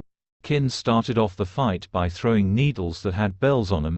It turned out the sound part in their village came through, as when the bells rang they disoriented the shadow user. It wasn't until a little later that Shikamaru managed to possess her with his shadow possession technique and made the girl slam her own head into the wall. The next match was between Kankuro and another member of Kabuto's team. The fight was fast and brutal, with the purple-dressed genin wrapping his arms around Kankuro, thanks to his ability to loosen his joints. Kankuro then revealed that the one fighting was a puppet and then broke his opponent's neck when he refused to surrender. The next match was Temari vs. Tenten. The young weapons mistress in training sent kunai, senbon, shuriken and every weapon she had at Temari. The blonde Suna girl just swung her fan and knocked the weapons out of the way and scattered them around the ring. Eventually Temari sent a wave of wind that knocked Tenten into the air and cut her up. As she fell to the ground, Lee caught her and stopped her from getting hurt any further. Temari was announced the winner. The next match caught everyone's attention: Naruto Uzumaki vs. Sasuke Uchiha. Sasuke smirked and thought, "Finally, I will show that loser who the best around here is." Naruto rolled his eyes as if he could sense what the duck-haired moron was thinking and made his way down to the arena. The proctor for the preliminaries, a sickly man named Hayate, asked, "Are both of the competitors ready? Begin." Sasuke shot forward and threw a quick punch that nearly hit Naruto, or at least it would have had Naruto not caught the pathetic attack, and then threw the boy over his shoulder. Sasuke landed on his back and growled as he shot up from the ground. Sasuke charged again. Naruto turned around and blocked the attack before punching the Uchiha heir in the stomach before drawing back his arm and decking the boy in the face. A lot of the Konoha genin were shocked. They had heard Naruto had become skilled, but this was too much. The former dead last was smacking the Rookie of the Year around like a rag doll. Ino was shouting to her crush as well as Sakura trying to spur him on to fight. Sasuke was getting more and more frustrated by the second. The dead last was beating him so easily. This loser was supposed to be on the ground groveling at his feet. Finally Sasuke couldn't hold his rage anymore and went through hand signs. Fire style. Fireball jutsu. The Uchiha heir fired a ball of fire from his mouth, intent of burning the loser who dared humiliate him to a crisp. It certainly looked like it would happen. If anyone wasn't so focused on the fight, they would have seen a grinning Sakura and Kakashi. Naruto quickly went through hand signs of his own. Wind style. Pressure balls. Naruto fired a few balls of pressurized air from his mouth. This looked futile to some. They were then shocked when Naruto's technique burst through the fireball and the now superheated wind soared at Sasuke. The arrogant Uchiha managed to dodge the attack, though his skin was now a few cuts and he could smell smoke from where the heated wind had burned his clothes. Sasuke charged again, only this time Naruto grabbed his arm and then slammed the Uchiha into the ground and then stomped on his chest, sending the boy into a crater as he focused chakra into his foot. Naruto walked away as he was declared the winner. Sasuke slowly rose up from the ground and growled, "You can't do this to me. You shouldn't be able to do this to me. I'm an Uchiha, an elite. You shouldn't even be able to touch you horseborn." Naruto stopped. A wind somehow blew through the ring. The temperature dropped. Naruto turned to Sasuke, his blue eyes now a dark red. "Proctor-san," Naruto said in a deathly low whisper, "permission to teach this S.O.B. a lesson on respecting the dead." Hayate turned to the Uchiha, who smirked, knowing that he would never allow Naruto to hurt him. "Granted." Sasuke's smirk fell. He then doubled over as he felt a grinding feeling in his stomach. The young Uchiha was sent flying into the wall. Naruto then appeared and unleashed a barrage of punches that released the same effect on the defenseless Uchiha. While this was going on, Asuma saw something that he couldn't believe. "No way," he thought. H's focusing wind chakra into his hands and unleashing them in a spiral that grinds away at the flesh with every single strike. "I can't wait to see this kid when H is at Jonin level." Naruto finally stopped punching, with the Uchiha now embedded into the wall, his shirt gone and multiple grinding wounds on his body. Naruto walked away as the Uchiha fell to the ground out cold. Kakashi instantly appeared in front of Sasuke and lifted him up. He sent a dark glare at Naruto with his one good eye before disappearing in a sudden swirl of leaves. As Naruto made his way up to the banister, Sakura charged at him, intent on killing him for hurting her beloved. Ino probably would have tried, but she had more sense after seeing the one-sided slugfest that had happened a few minutes ago. Naruto didn't want to have to deal with her, so he just grabbed her arm and then slammed her face first into the wall with a loud crash. A few of the people backed off from Naruto, knowing that he was still pissed about the horse-born crack, and effectively kept their distance. The next match was another Sound Genin from the Sound Village named Zaku against Shino. Zaku, who had both arms in slings, revealed he could move one of them and fired a blast of air from his palm. He thought he killed Shino, but it was just a clone made of bugs. Then Shino revealed that he had an entire swarm of bugs behind Zaku and in front of him. Zaku then revealed that he could sew both arms and have fire, but the insects had filled both of his arm vents, which caused them to explode. The next match was Hinata vs. Neji. Neji tried to put her down with petty insults. This didn't work due to her new confidence. Neji then tried to break her physically. Thanks to her practice and training, she was able to keep up with the Hyuga prodigy, shocking a lot of people. Eventually she landed a hard strike to Neji's shoulder and then smashed a normal punch to his nose, knocking him back. Hinata then performed a few graceful flips before slamming her palms into Neji's chest, knocking him off his feet and onto the ground where he couldn't move. As Hinata was declared the winner, Neji shot off the ground and shot at Hinata with the intent to kill. Hinata's quick reflexes allowed her to slam a counter-attack into Neji's chest just as she didn't the same. The two Hyuga fell to the ground in extreme pain from the attacks. Medics rushed them off to the medical wing to help them. The next match was by far the most brutal. Lee was to face Gaara. Lee started off with taijutsu, not being able to get past Gaara's sand defense. Then Lee removed his leg weights, showing his true speed, and managed to get past Gaara's defense. The fight progressed to where Gaara showed incredible insanity and Lee revealed incredible skill by opening the chakra gates. He almost beat Gaara, but the sand user survived Lee's ultimate attack and crushed Lee's arm and leg. He would have killed him after that, but Guy intervened. Lee was rushed off to the hospital. The next match was between Dosu and Choji. Choji tried to squash Dosu with his body enlargement technique. This went badly as he missed and crashed into the wall. Dosu then used a brace under his arm to send a sonic wave through Choji, inflicting incredible pain through him. The final match was then shown: Kabuto Yakushi vs. Naruto Uzumaki. Kabuto got down in the arena. While Naruto got there, he sensed anti-genjutsu. This one was coming from Kabuto's headband. He narrowed his eyes and focused chakra into them, seeing a musical note underneath the illusion. Naruto grinned suddenly. "Is there something that I'm missing, Naruto?" Kabuto asked, a little nervous at the Uzumaki's grin. Naruto answered, "I wasn't going to reveal this until the finals, but I think I'll give you special treatment for eyes." Naruto unsealed his sword from the bracelet on his wrist. Everyone started at the sword while Tenten was drooling at the sight of the weapon. Naruto took 3 yellow coins from his belt and slid them in the hilt before sliding the scanner over it.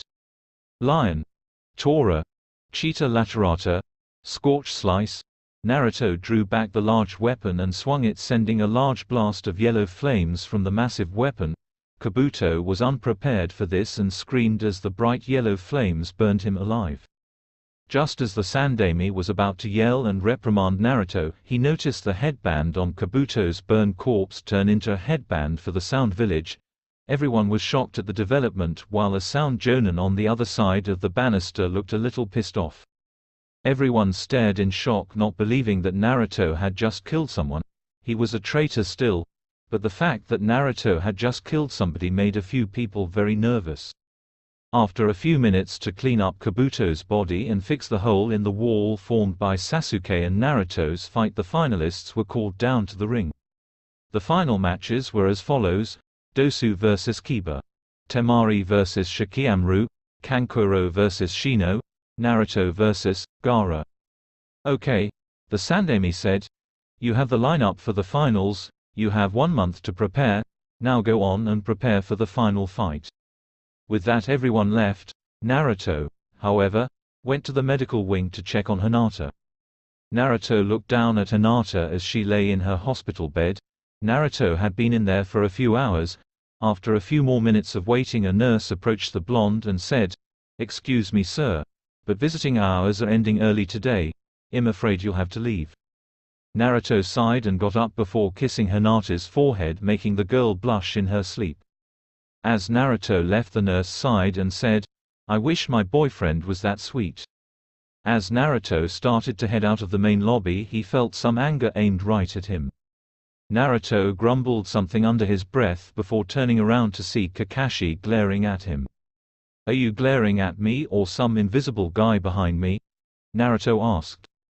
Kakashi stormed up to Naruto and said, "Don't play dumb, Naruto. You really hurt Sasuke during the finals, not to mention the head trauma you caused Sakura from slamming her head into the wall like that." Naruto looked surprised and said, "Oh my. You actually acknowledge that you have more than one student. I never thought I would see this day." Kakashi growled and said, "Don't try to change the issue." Naruto said, "I'm not." Kakashi grabbed Naruto's arm and said, "You are coming with me. You are going to hand over that sword, armor, and all the jutsu you've learned to Sasuke."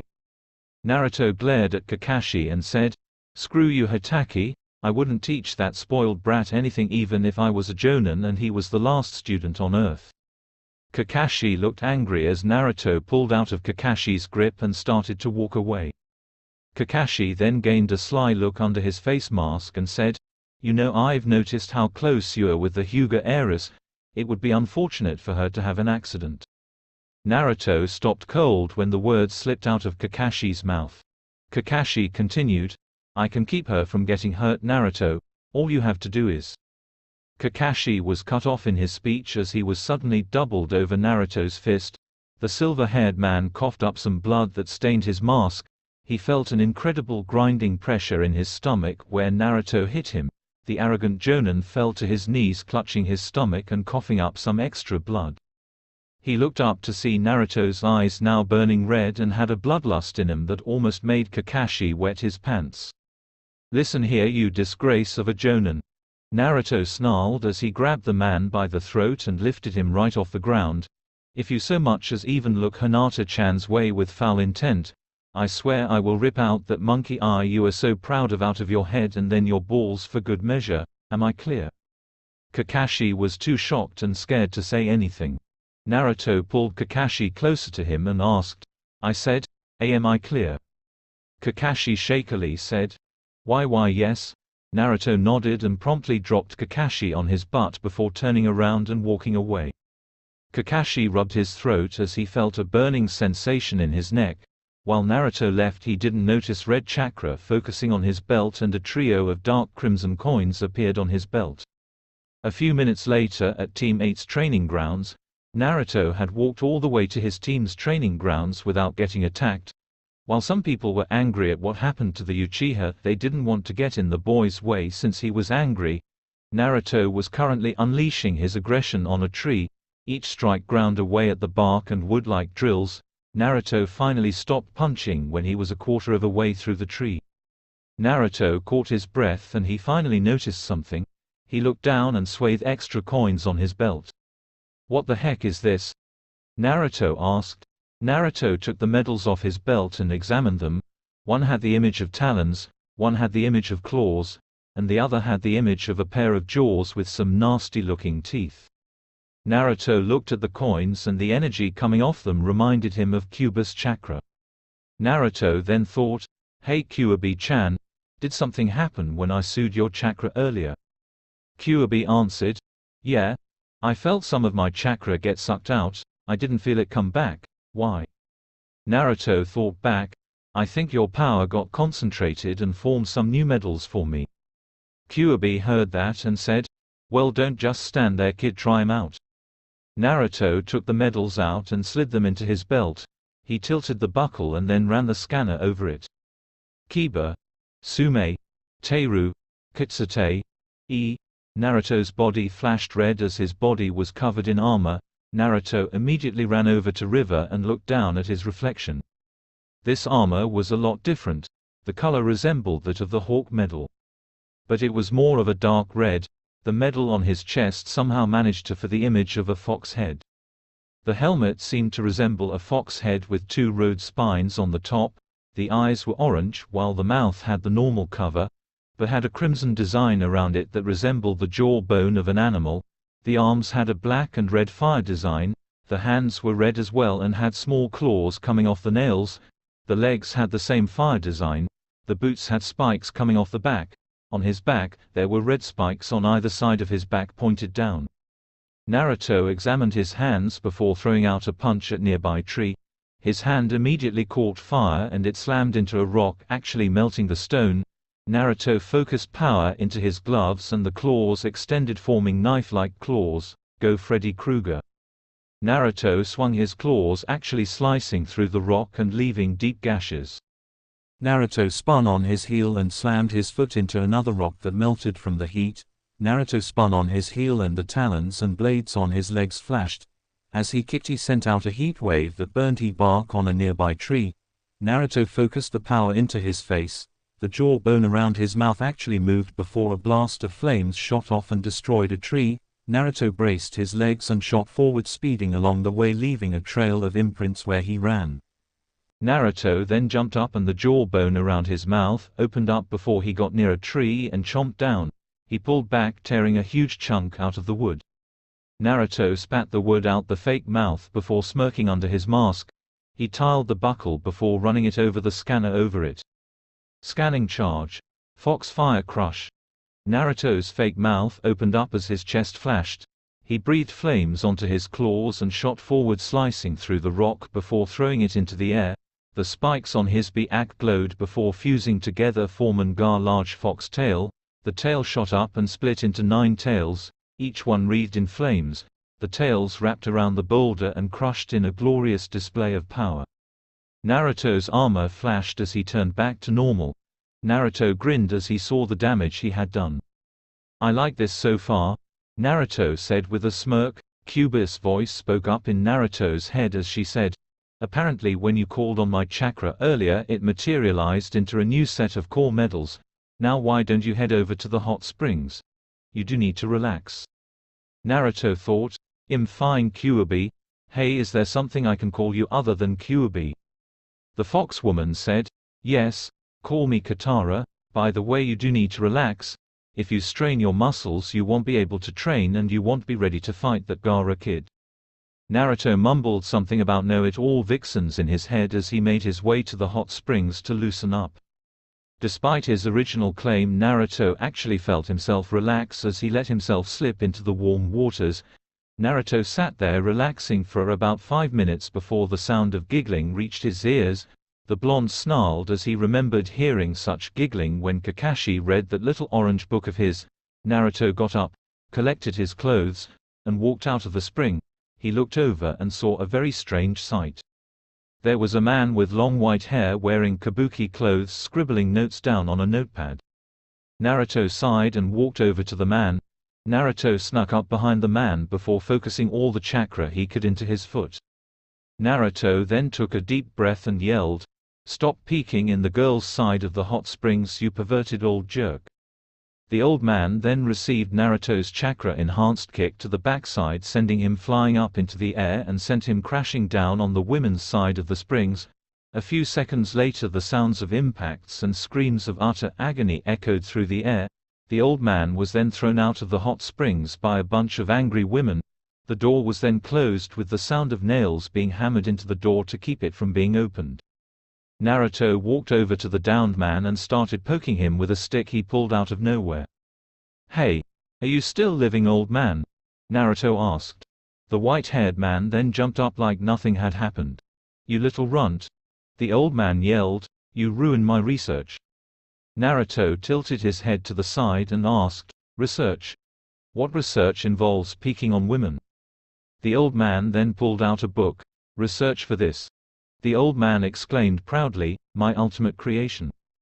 Naruto's eyes widened as he recognized the book. "You write that?" Naruto asked, shocked. The old man grinned, thinking the boy was familiar with his beautiful work of art. "You write that trash?" Naruto yelled, bursting Jiraiya's bubble. "You write that pathetic piece of garbage? That isn't entertainment. That is just a book full of garbage only lonely people with no hope of getting a girlfriend would read." The old man glared angrily at his creation being mocked by some little brat. "How dare you!" the old man shouted. "Do you have any idea of whom you speak to?" The man jumped back and started to do this funny dance. "I am the man spoken of in legends. My mere presence can calm a crying child, make my enemies quake, and make women swoon. My name is spoken in whispers of awe. My very voice shakes the mountains. I am the sage of Mount Maiboku. I am the gallant Jiraiya, the Toad Mountain Sage." Jiraiya then summoned a toad and took up a funny-looking pose. "Am I supposed to be impressed?" Naruto asked as he cocked his head to the side. Jiraiya's face faltered while the toad rolled his eyes in annoyance and disappeared in a puff of smoke. "Listen, old man," Naruto said. "I have some training to do and I can't waste it spending time with some perverted toadman who spends his entire time writing some perverted novel." Naruto turned around to leave. As he did, Jiraiya rose up from the ground and looked at Naruto. "Well, he is my godson," Jiraiya thought. "I do owe him for not being there. Maybe I should teach him a thing or two." As Jiraiya finished thinking, he said, "Hold on, kid." Naruto groaned and said, "What do you want now, you perverted pain in the neck?" Jiraiya said, "It just so happens that I'm in the grounds to find an apprentice. Would you be interested?" Naruto scoffed and said, "Why would I want to be under the apprenticeship of some old perverted knucklehead like you?" Jiraiya kept himself from saying anything and said, "Because under me you'd quickly become strong enough to beat anyone in your way." Naruto looked at the old man with a shrug. He did need a teacher for the finals and, despite his attitude, Naruto could sense some incredible power coming off the man. "I'll hold you to that, old man," Naruto said. "If this turns out to be a waste of my time, you'll find yourself on the women's side of the hot springs lacking a certain part of your anatomy."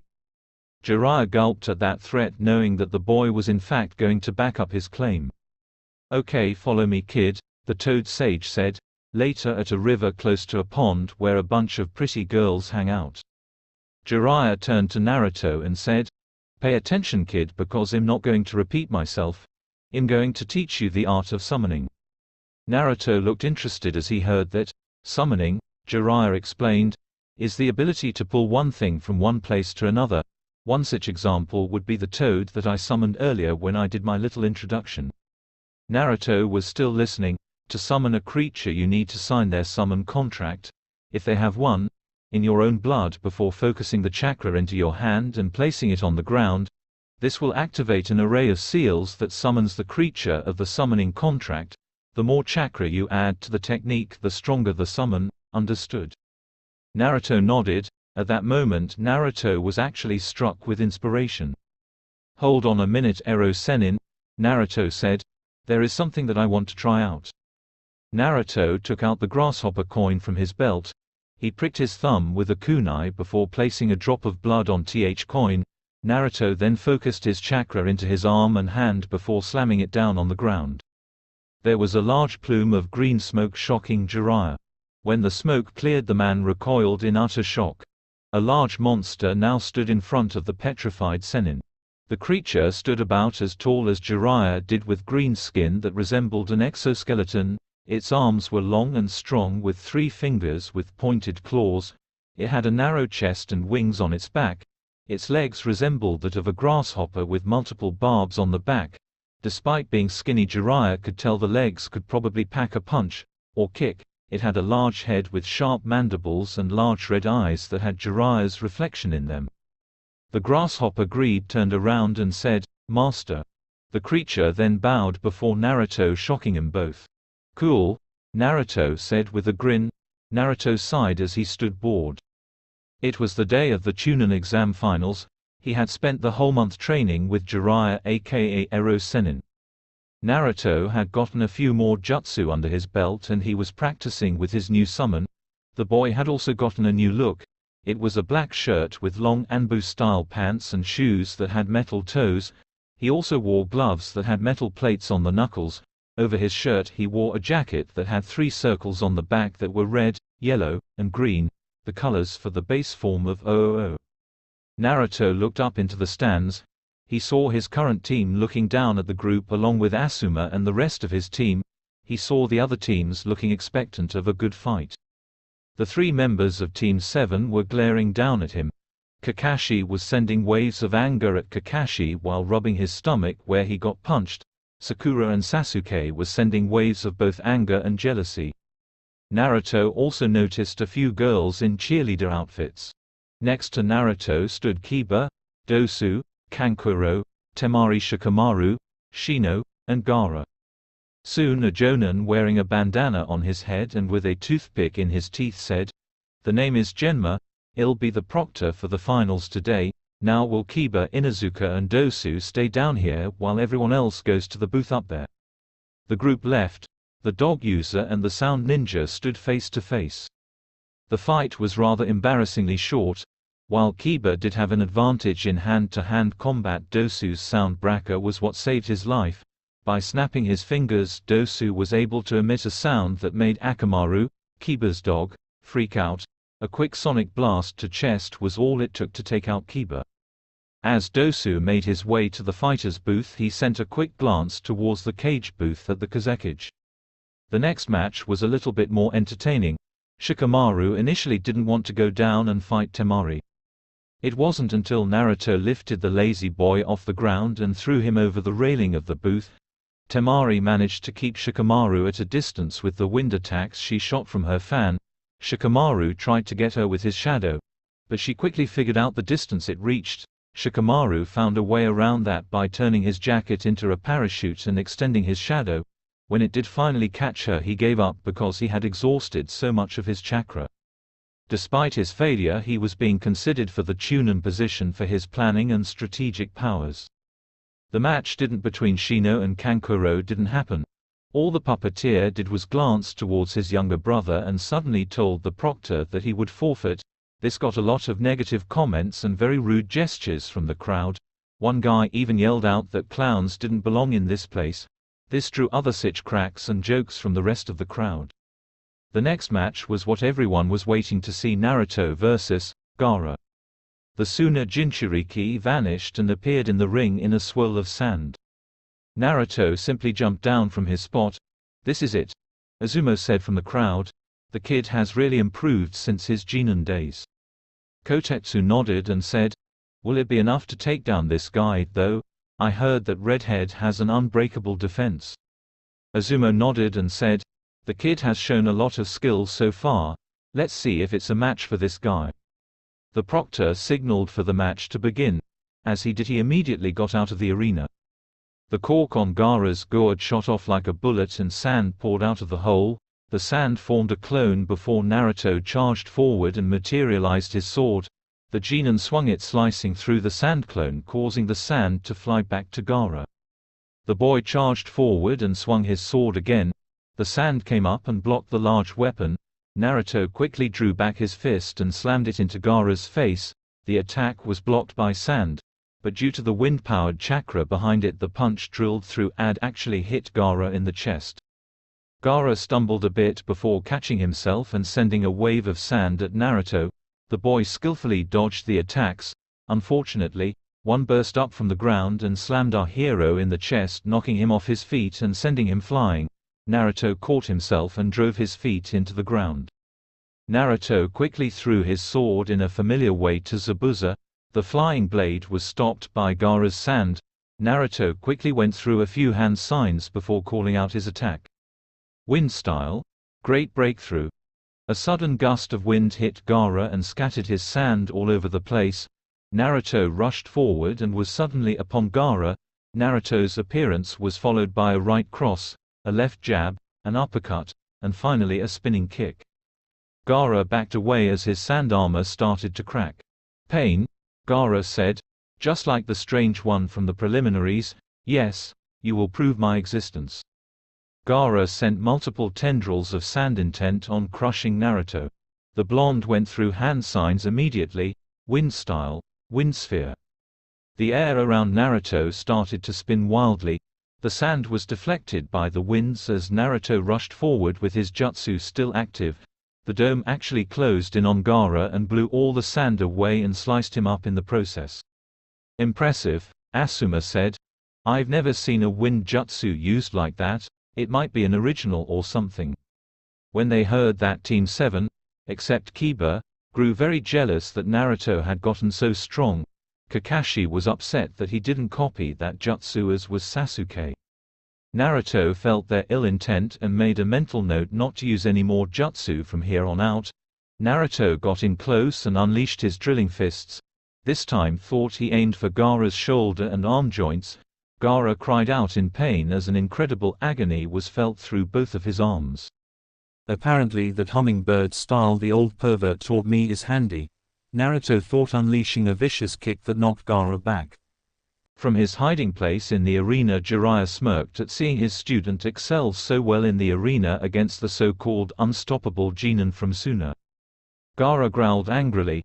Despite Naruto being a worthy opponent, there was no way that he was going to lose here. They summoned some sand spikes from the ground that forced Naruto to back away. Soon, sand covered Gaara, forming a ball. Naruto rushed forward and attempted to drill through it like the others. The sand was thicker this time. Gaara used the hardest minerals in the ground to use in this shield. On top of that, it was thicker than the sand used before. The drill punch didn't get all the way through before sand spikes shot out from the dome. Naruto was really glad that the old pervert had him dodging multiple projectiles, otherwise he would be screwed. Naruto quickly formed a shadow clone that picked up Naruto's sword. Naruto pulled 3 purple coins from his belt and threw it at the clone, who grabbed it. Kankuro chuckled from his spot and said, "That kid's wasting his time. No one has ever been able to get through Gaara's sand dome." Inside through, he was really scared as he thought, what is he thinking? Gaara can just go and unleash Shukaku here. He isn't even thinking of the plan. Temari was thinking along the same lines. The two were brought out of their musings when Shikamaru chuckled. "Don't be too sure," the shadow user said. "Naruto is known as the most unpredictable ninja. He may end up surprising you yet." The Naruto clone placed the 3 coins in the sword before hitting a button, making a noise, while the real Naruto got into a horse stance and held out his hand. The clone wielding the sword drew it back as the device spoke. "Terra. Tricera. Tyranno.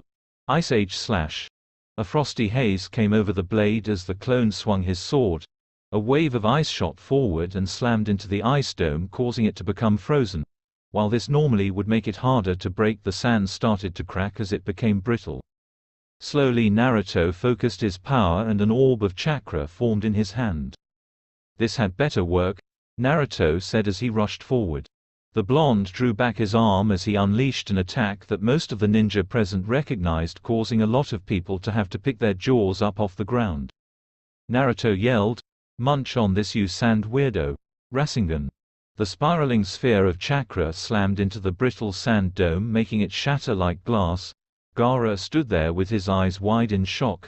That shock was replaced with pain as the orb grinded into the boy's chest. Gaara screamed out in pain as the grinding stopped. But the sudden shockwave of chakra from the orb sent him flying out the other end of the sand dome and sent him crashing into the wall. Everyone was stunned beyond belief. That jutsu he used was insanely powerful. In the stands, Kakashi was furious. Where did he learn that jutsu? Kakashi yelled, "Who taught him that?" Jiraiya appeared behind him and said, "That would be me." Kakashi turned to face the perverted hermit and said, "Why did you teach him that? That demon isn't worthy of it or your teachings." Kakashi immediately regretted it as he was hit with killing intent from Team 8, and Jiraiya himself. "If you have a problem with who I teach and what I teach," Jiraiya growled, "take it up with the Hokage. I answer to him, not some boneheaded jonin who can't get past his own grief." Sasuke approached the old man and said, "Teach me." Jiraiya looked down at the arrogant boy and asked, "You want to run that by me again, boy?" Sasuke repeated, "Teach me. As an Uchiha I could use that technique much better than that dope." Sakura screeched in agreement, making a lot of people around them cover their ears. Hinata quickly chopped Sakura on the neck, knocking her out. "Thanks," Kiba said. "I think she was about to bust one of my eardrums. Oh crud.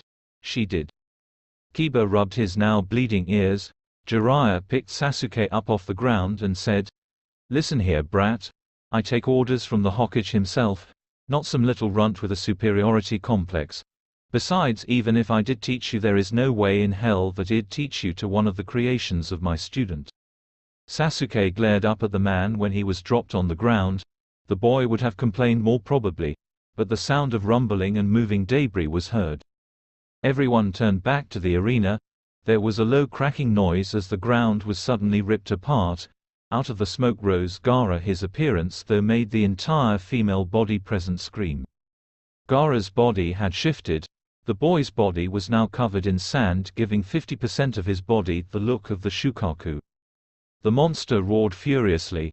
In the cage booth the Kazekage shifted his hands about to make a hand sign when he noticed Naruto had gotten rid of his sword and the clone was gone.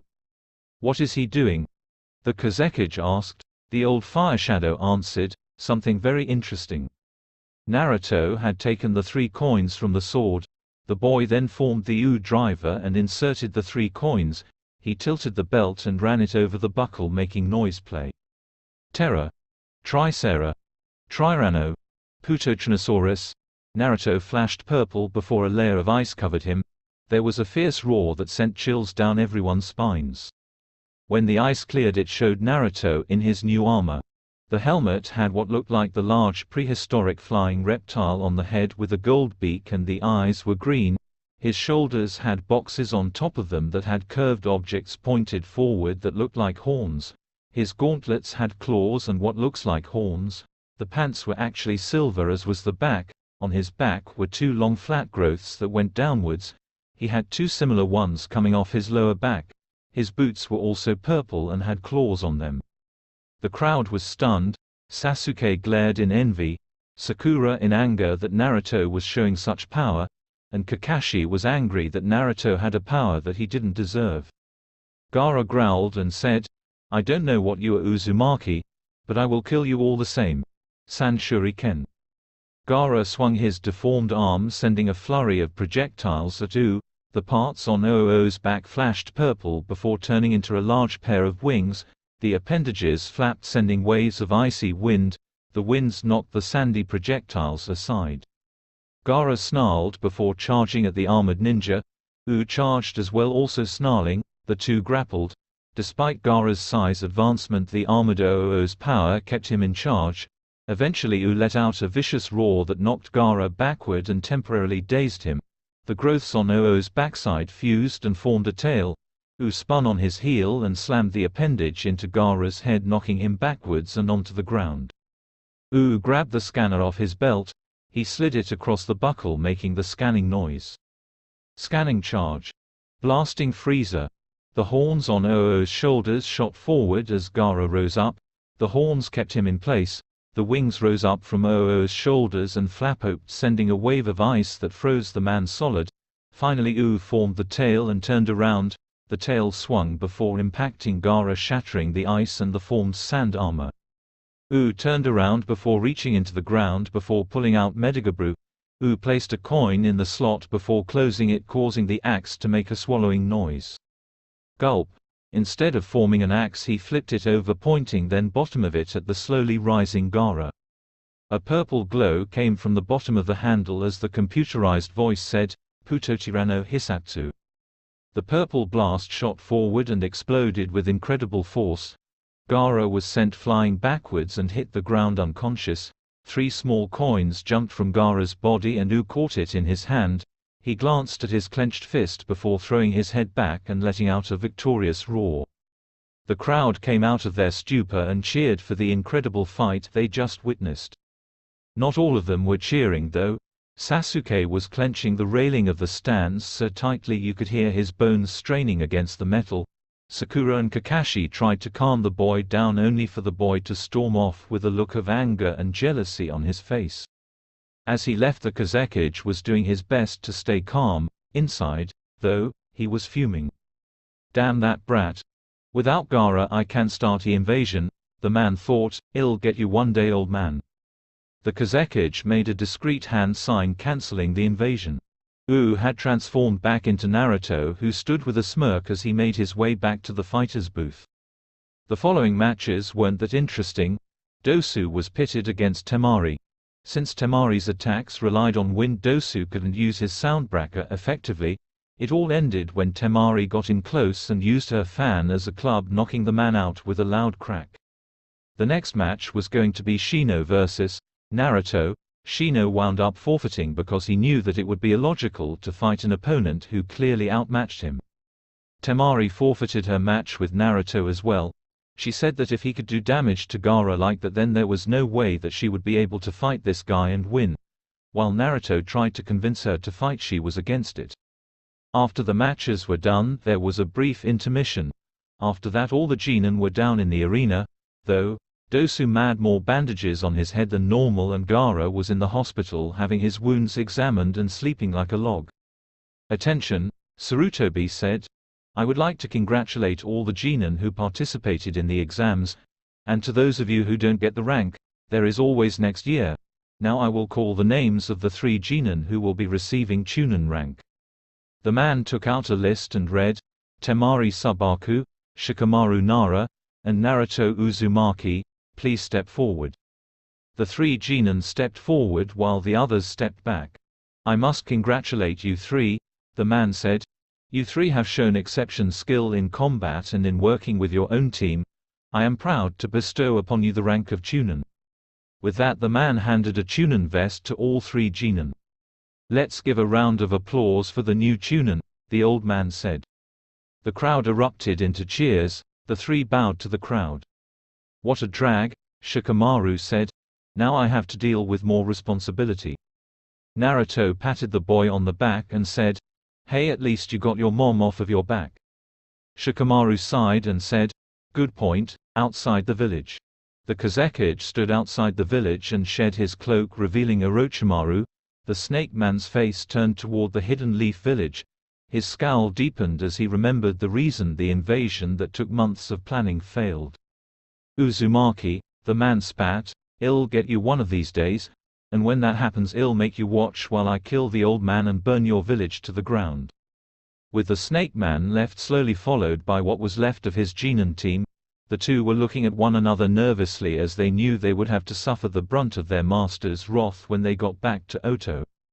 It had been a few days since Naruto's incredible performance at the Chunin exams. Soon after the exams, Naruto was attacked by Kakashi, who was demanding that he teach Sasuke the Rasengan. His response was a chakra drill fist to the stomach and a Rasengan from Jiraiya. If that wasn't bad enough, he was then viciously chewed out by the Sandemi. Speaking of which, the old man had received multiple complaints from the civilian council for promoting Naruto. The old Kage then reminded him of how he was the one in charge by hitting all of them with a large blast of killing intent that caused the civilians to lose control of their bowels. Naruto also suffered himself, but in a different way. After his display of power, Naruto gained a great deal of fangirls. He was almost attacked by them multiple times only for them to be stopped by a very protective and pissed off Hinata. There was also a major controversy going on in the village. After his display at the Chunin exams, a lot of people figured out Naruto's link to the 4th Hokage. The connection was that Naruto was his son. After that got out, a lot of women were trying to get Naruto in their bed so they could have his babies. That was met with even more resistance from Hinata. The resulting long catfight gained Hinata a reputation in the village. This made her father happy because it actually meant that his daughter was growing much stronger. At the moment, Naruto sat in the middle of the council chambers. The civilian council had been trying to get Naruto on their good side via seduction. Sakura had turned a complete 180 and was now trying to get Naruto to be with her. When it first happened, Naruto thought he was in the Twilight Zone. The civilians were busy trying to pull Naruto into multiple marriage contracts that were completely one-sided. Naruto groaned since he forgot to bring his earplugs to the meeting. Naruto groaned, wishing that some all-powerful deity would have mercy on him and save him from the bleak and meaningless meeting that was going on right now. Ask and you shall receive. Meanwhile, in an alternate dimension, there was a strange sight going on. In a bleak, completely black universe filled with stars was what resembled a large armchair. On it was a pair of hands, literally a pair of hands. Both were completely white and resembled large white gloves. The left hand was called Crazy Hand and the one on the right was called Master Hand. Crazy Hand yawned before saying, "The tournament is tomorrow, brother. I hate to admit it, but we need some new meat for the fights. In all honesty, the same combatants fight every year is starting to get very boring." Master Hand sighed and said, "As much as I hate to admit it, brother, you're right. We need to bring in some fresh talent, but who to bring?" Master Hand floated into the air and a remote control appeared beneath him. Then a giant TV appeared in front of them. Master Hand then started pressing buttons. The powerful hand started flipping through dimension. He stopped on one showing a young blonde kid walking around with a suit of armor. Too short, Crazy Hand said. The channel changed to show a man in blue armor whose arm had been replaced by a cannon. You seen one armored person with a cannon for an arm, you've seen 'em all, Master Hand deadpanned. Next. The two brothers went through a few more channels until they stopped at a certain one. The two stopped to watch. They saw a blonde boy with spiky hair get killed in a fight, transform into an armored creature, and followed it for a while. Now that is talent, Master Hand said. Plus H is able to use different armors and those techniques. This should prove very entertaining. What do you think, brother? Crazy Hand materialized a phone and said, I think he'll order some pizza and breadstick from Pizza Hut. What are you waiting for, bother? Bring the guy in. Master Hand floated into the air and snapped his fingers. Back in Naruto's dimension, Naruto covered his ears trying to ignore the loud jabbering that was going on in front of him. If some all-powerful being is able to hear me, Naruto thought, I beg you, please save me from this torment. Suddenly there was a flash of lightning. Naruto vanished. Everyone looked at his spot for a brief second before Lady Haruno yelled out, what the hell just happened? Wheres my daughter's future husband. The old man said, we have not yet agreed to that, Lady Haruno. With Naruto yelled out on shock as he landed on a metallic surface. Naruto got up with a groan of pain. The boy looked around and saw that he was in the middle of a forest. He looked around and he suddenly found himself feeling cold steel pressed to the back of his neck. Who are you? An unfamiliar voice asked. Easy, pal, Naruto said. I'm not looking for trouble. Naruto slowly turned around. The person holding the sword was a blonde like him and had blue eyes. The man wore a green tunic with brown leather gloves, boots, and a belt. He also had a green long hat on his head. The boy was holding a sword in one hand. In the other hand he had a blue knight shield that had a red bird, a pyramid above it and some other design on it with an iron edge. Who are you supposed to be? Naruto asked, seeing the strangely dressed man. I am called Link, the swordsman said. Who are you? Naruto said. Call me Naruto. The man took his sword and sheathed it on his back. What are you doing out here anyway? Link asked, looking at the blonde strangely. Naruto said, I'm not really sure. I was in the middle of some crazy meeting with my village's council. The next thing I know, I'm falling out of the sky and crash into the ground just in time for some nutcase to put a sword to the back of my neck. Link looked sheepish when he noticed something sticking out of his fellow blonde's pocket. What is that? The swordsman asked. Naruto pulled out a small rectangle-shaped box that had a medal in it that had the letters SSBT on it. What is this? Naruto asked. Apparently the Hand brothers brought you here to compete, Link said, looking at the object in Naruto's hand. Who brought here? Naruto asked. And to compete in what? Link said. I'll explain when we get to our destination, come. The two blondes got up and left. As they walked, Link told Naruto about this world. The world was created by the two Hand brothers, Master Hand and his erratic brother Crazy Hand. Master Hand would grab heroes while Crazy Hand would gather different characters from their world and bring them together to fight in a tournament. Link explained that they would sometimes get in a rut and bring in the same characters over and over again. They apparently brought Naruto in to try and spice things up a bit. Pretty soon the duo arrived at a large mansion. As the duo walked up to the front door and Link took out a medal similar to the one Naruto had, the blonde swordsman placed his medal in front of a scanner. There was a noise and then the door opened. Naruto tried to follow Link when the door closed in front of his face. Naruto took out his own medal and scanned it. The boy walked in to see some very strange people, creatures, whatever they were. There was a little pink blob with big eyes, red feet, and stubby arms. There was a brown foxman with a futuristic armor. There was a guy who looked like a cross between a human and a panther who also wore futuristic-looking armor. There was a normal-looking human who was tall, muscular with what looked like a racer outfit with a helmet. There was a fox woman who had blue fur and teal eyes wearing a suit similar to the fox guy, only she carried a staff. Next to Link was a short man with overalls, a red shirt and hat with a mustache.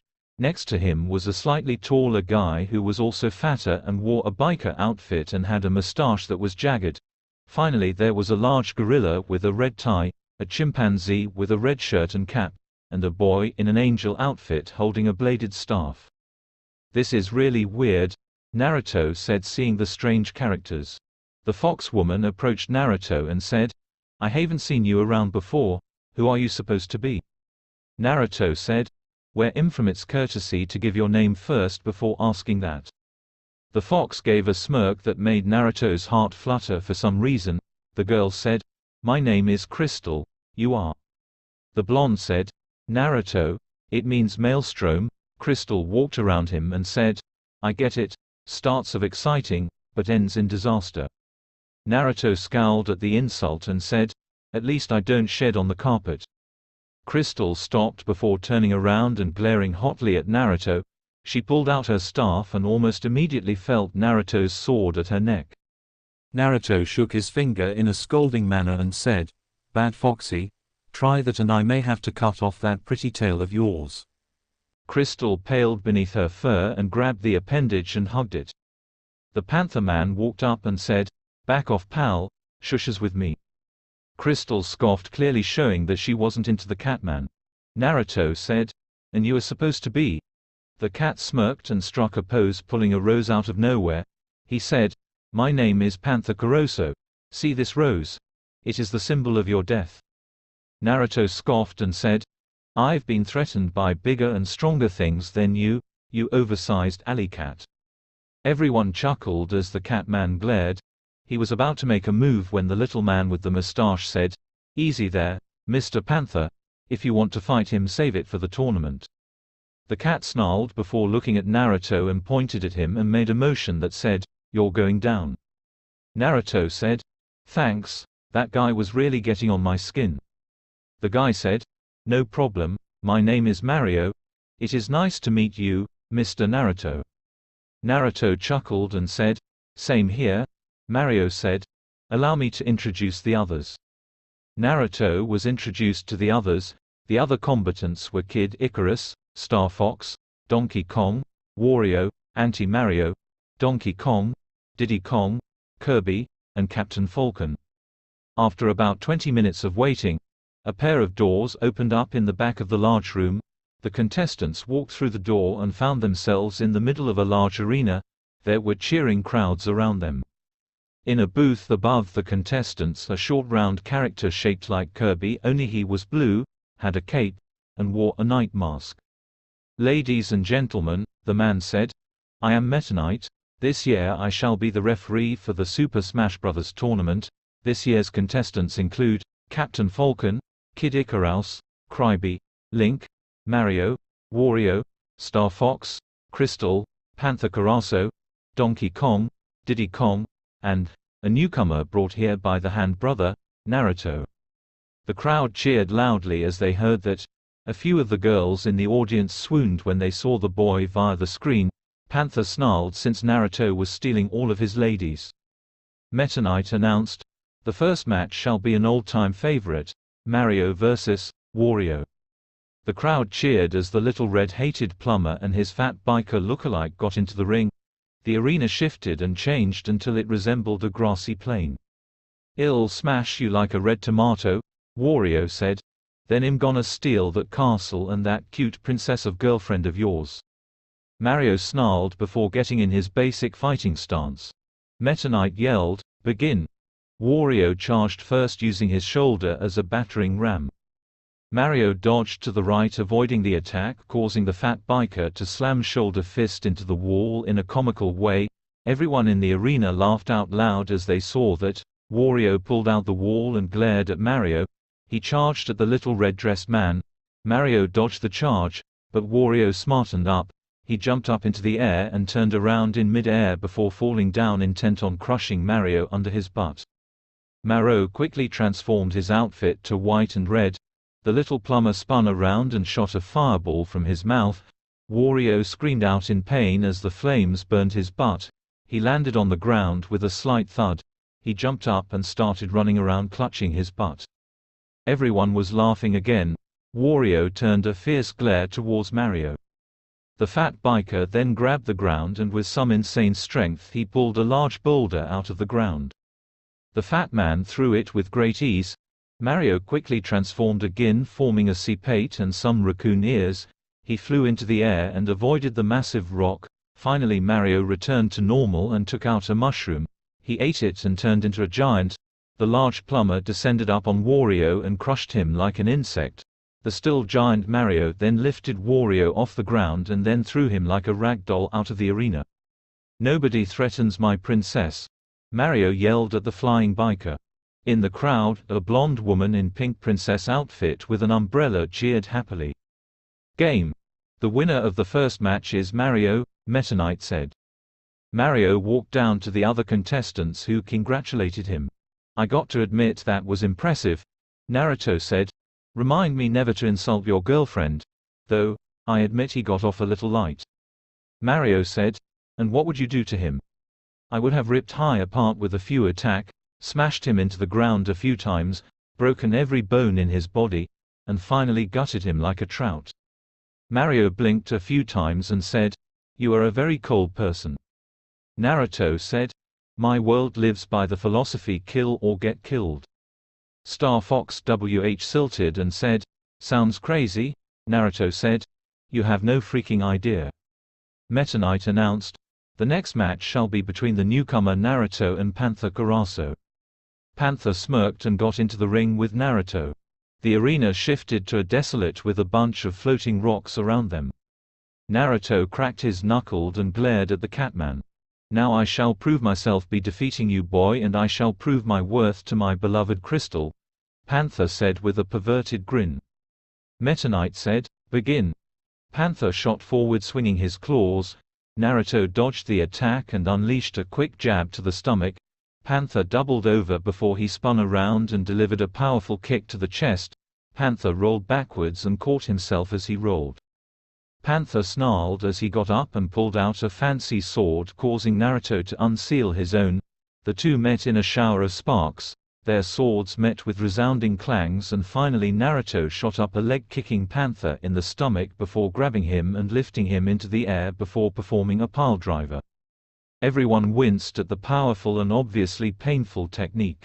Panther rose up from the ground and tried to stab Naruto from behind before grabbing Panther's arm and threw him like a softball.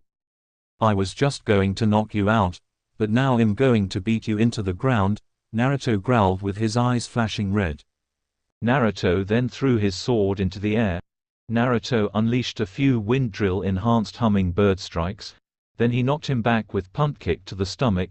Naruto went through hand signs and called out, "Wind style. Great breakthrough." The gust of wind knocked the perverted cat off his feet before the blonde disappeared and reappeared before drawing back his leg and unleashing a powerful kick that knocked the Catman into the air. Naruto formed a clone and threw him his sword and scanner as well as 3 coins. Naruto slammed his wind chakra enhanced foot into the ground and shot above Panther. After going through a few more hand signs and yelled, "Wind style. Wind bullet rain." Naruto took a deep breath before firing a swarm of miniaturized wind bullets from his mouth, slamming into the young cat's body and sending said body spiraling down into the arena. Panther got up and shifted on an obviously broken leg and a lot of other broken bones. The Naruto clone slid the 3 coins he had into his sword and slid the scanner over it, making a noise that got everyone's attention. Taka. Imagine. Shocker. Soulfire blast. The clone made a stabbing motion, firing a huge blast of red and gold energy at the Panther. The Catman cried out in pain as the energy blast tore through his body. When the energy dissipated, it revealed that the perverted Panther had been turned into a statue. "Ah, that doesn't normally happen," Naruto said as he cocked his head to the side. Meta Knight announced, "The winner is Naruto. Oh, and since you're new, just tap the base at the bottom of the statue." Naruto tapped the base of the statue and in a flash of light Panther was back to normal. "How dare you strike me?" the Catman yelled. "I liked him better as a statue," Naruto said. he was quieter. With that, the blonde got out of the arena with Panther, who was now wearing a red X on his shoulder signaling that he had been disqualified. Naruto yawned as he watched the following matches. Right after Panther's crushing defeat, Kid Icarus had to fight Diddy Kong. The battle was mostly airborne since Icarus would fly around with his wings and Diddy Kong would use his jetpack. Despite his jetpack and peanut guns giving him an advantage, Diddy lost because Icarus had much more time and practice fighting in midair. The next fight was Link vs. Kirby. Naruto initially thought the match would be short. He was shocked that Kirby was able to swallow multiple objects just like inhaling. He was really surprised when he actually ate a knife from Link's pocket and gained a sword and a hat like Link's. The fight was interesting. But Kirby was no swordsman. Link won, thanks to some extra skill on his side. The next match was between Captain Falcon and Crystal. The duo showed a lot of skill in combat. Crystal had more powers in speed and agility compared to Captain Falcon. Falcon's reckoning came when he tried his famous Falcon Punch.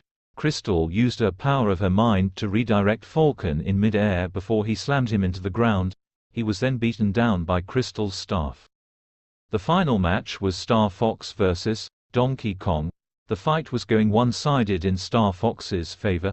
Even with his coconut gun, Donkey couldn't get it through Star Fox's shield and he couldn't get it through the Fox's shield. The fight ended, however, when Star Fox got cocky when he shot forward and wound up the victim of a donkey's monkey punch. The fox was sent flying out of the arena and crashed hard, ironically right on top of Wario. Meta Knight announced, "Ladies and gentlemen, thank you for coming to see the first round of the Super Smash Bros. Tournament. Tomorrow we shall proceed with round 2. Thank you for your time, good night." The people filed out and started to bet on who would win tomorrow. Later, Naruto yawned as he rose up. He had been laying around the woods and he was currently relaxing. He had seen some really weird creatures here. One of them was a green dragon-like creature that could eat almost anything like Kirby, and when it ate enough it would lay an egg. Naruto was brought out of his thoughts when he heard a familiar call. He looked down to see Mario standing at the base of the tree he was sleeping in.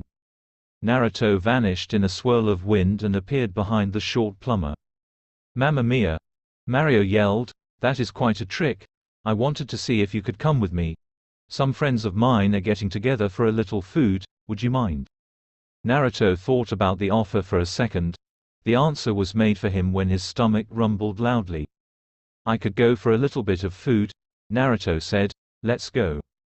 A little later, the duo went into a nearby town and arrived at a restaurant. Inside, there were a few people waiting. The first was blonde girl with a pink princess outfit.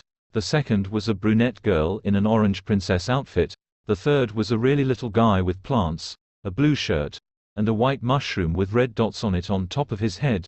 The final member looked a lot like Mario, only it was much taller and he wore green instead of red. "Mr. Naruto," Mario said, "allow me to introduce Princess Peach, Princess Daisy, Toad, and Luigi." Naruto held out his hand, shook with Luigi and Toad. When he faced the two princesses, he took their hands and kissed them in a gentlemanly manner, earning giggles from the girls and looks of frustration from the two plumber brothers. Naruto merely chuckled and said that was a way to treat a dignitary in his dimension. This relaxed the two somewhat, but they were still suspicious of the boy. While they ate, Mario and Luigi explained that they were the heroes of their local home. Mario had saved Princess Peach multiple times from Bowser, a turtle dragon crossbreed creature that had been smitten by her for many years. When she rejected his confession, he went insane and tried on multiple accounts to kidnap her and force her to marry him. When Naruto brought up the strange creature that he saw in the woods, the Dragon One, Mario and Luigi revealed that they knew him for years. The creature's name was Yoshi. The dragon had found Mario and Luigi when they were babies, and had saved them from being killed before they were delivered to their parents. They had been indebted to the dragon at a young age and would help him whenever possible. While they were talking, Naruto noticed Panther and Crystal were in there too. Crystal was there just enjoying herself. Panther, however, was clearly there just to drown his defeat at Naruto's hands in highly concentrated drinks. Naruto could smell the alcohol coming from the man from a good distance. He could also tell that from Crystal's body language that the drunken cat was easily overstepping his boundaries if the look of annoyance on her face was anything to go by. For the last time, Panther, Crystal said in an annoyed tone, "I'm not interested in seeing the cockpit of your new ship." Panther slurred, "Oh come on, Crystal, I'm sure you'll over the new interior, the material is very comfortable." As the man said that, he snaked his arms around him and groped her. Naruto started to rise up from his chair to give the perverted cat another lesson in manner, but Crystal beat him to it. She wrestled him off and delivered a sharp slap to the cat's face. The cat hit the ground and everyone stared at the pair. Crystal got up briskly and stormed out of the restaurant. Everything shortly turned back to normal. Naruto eyed Panther as the animal-human hybrid stumbled out the door. Naruto eyed the door for a minute before he was tapped on the shoulder by Mario. "You have a bad feeling about that guy," Mario said, "don't you?" Naruto nodded and said, "I say we follow him." Luigi said, "People tend to do stupid things when they have a couple of drinks." With that, everyone got up and followed the Catman. When they did catch up, what they saw really made their blood boil. The drunken Catman had the fox woman pinned to the wall with his hands groping her continuously. "Get off me, you oversized tomcat," the vixen said with an upset glare. The cat slurred, "Don't worry my dear, this won't hurt a bit." He moved his face towards hers to kiss her. He was stopped when his neck was suddenly gripped from a hind and he was thrown like softball across the road. "You disgust me," Naruto growled as he approached the Catman. Mario said, "Are you all right?" Crystal nodded and said, "Yeah, thanks." Naruto glared down at the cat and brandished his sword. He was about to take a swing when Luigi yelled, "Don't, Mr. Naruto. If you do that, you may be thrown out of the tournament." Naruto growled before sending a vicious glare down at the downed man, who gave him an arrogant smirk. Naruto gained a grin of his own. He said, "Fine, I won't kill him. But he will hurt." Naruto then took out 3 coins, a silver, green, and purple coin from his belt, bit his thumb, and placed a drop on each. Naruto then slammed his hand on the ground and growled, summoning jutsu. There were 3 simultaneous plumes of smoke. When it settled, there were 3 large, very angry-looking creatures. The first was a large silver creature that looked like a cross between a human and a gorilla, with huge muscular arms that looked like the hands could crush a watermelon in its grip. The second was the grasshopper summon that Naruto used back in Konoha. The third was big and looked like a human dinosaur hybrid covered in purple scales with a long tail and a huge mouthful of large sharp teeth. The trio of large monsters stood above the drunken Catman, who simply rubbed his eyes, simply thinking that he was hallucinating. Naruto walked to Crystal. He asked, "Are you okay?" Crystal looked up at the boy and felt herself blush underneath her fur. As she looked up at Naruto, she saw his features illuminated by the moonlight. She could see his muscles through his shirt and she felt her body heat up. She rose up and nodded the affirmative. "You guys go on ahead," Naruto said. "I'll walk, the rest of you go home. I'll escort the little vixen home." With that, the two left. As they walked, Naruto noticed the animal woman. Naruto found himself staring at the way her fur shined when the moon came out of the clouds, made the boy feel his face flush. When they arrived at a large spaceship, Naruto realized that they were at her home. "Thanks for walking me home," Crystal said. "And thanks for fending off Panther. What's going to happen to him anyway?" The girl was answered when the sound of someone screaming in pain was heard. Crystal giggled at the sound of Panther getting his backside handed to him. Crystal said, "Thanks again." She leaned in and gave Naruto a thankful peck on the cheek. As she left, Naruto ran his hand gently across her tail, making the pretty vixen purr. As they said that, they went separate ways. The next morning, the arena was filled with people eager to see the fights. Naruto and the other contestants stood in the arena.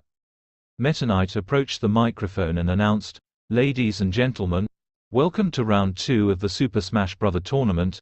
The contestants are the Red Plumber Mario, the King of DK Donkey Kong, the Purple Vixen Crystal, the Young Angel Icarus, the Blonde Swordsman Link, and the Wind Master Naruto." Naruto raised an eyebrow when he heard that and asked, "Wind Master?" Link said, "I believe the name fits. The first match was between Mario and Donkey Kong. With Mario's massive strength, he was able to keep up with Donkey's strength. The fight was a complete brawl. Things changed when Donkey took out a pair of bongos and started banging away. The sounds of the music echoed through the air and knocked Mario until he grew a cape and a pair of raccoon ears. He flew up to avoid the sound before he deactivated the power and used a mushroom to grow huge. He then descended up on the Monkey King and slammed down on him with a vicious body slam. Mario then grabbed Donkey and threw him into the wall. Then he activated his fire power and started shooting fireballs that knocked the large gorilla down and out. The next fight was between Link and Crystal. The fight was strictly a weapons fight, with Link using his sword and Crystal using her staff. Link also showed extreme skill with a bow and a few other devices. Crystal's weapons managed to keep up with Link.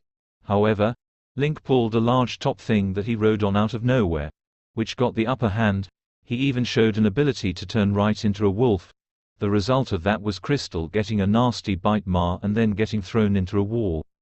The girl was then smashed in the head with Link's shield. Link was dubbed the winner. The next match was between Naruto and Icarus. The duo stood with their weapons drawn. The duo shot at each other and met with a loud clang. The two met again and again with their weapons clanging loudly as they met again and again. After a few dozen strikes, the two were in the middle of a standoff. Naruto said, "You're good. You would do pretty well back in my home village." Icarus said, "Good to know. Now let's see what else you got, Windmaster." The young angel knocked Naruto back with a strong push before taking into the air. He then fired a stream of light arrows from his sword that Naruto was quick enough to dodge. One shot hit him in the chest and knocked him backwards. Naruto looked up and saw Icarus looking down at him in a taunting way. Naruto grinned and said, "Nice trick. Let me show you one of mine."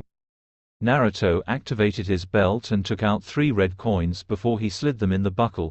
He took out the scanner and ran it over. The computerized voice said, "Taka, Kujaku, Condor, Tajidol." Naruto was covered in a flash of red, and when it cleared it showed Naruto in his armor.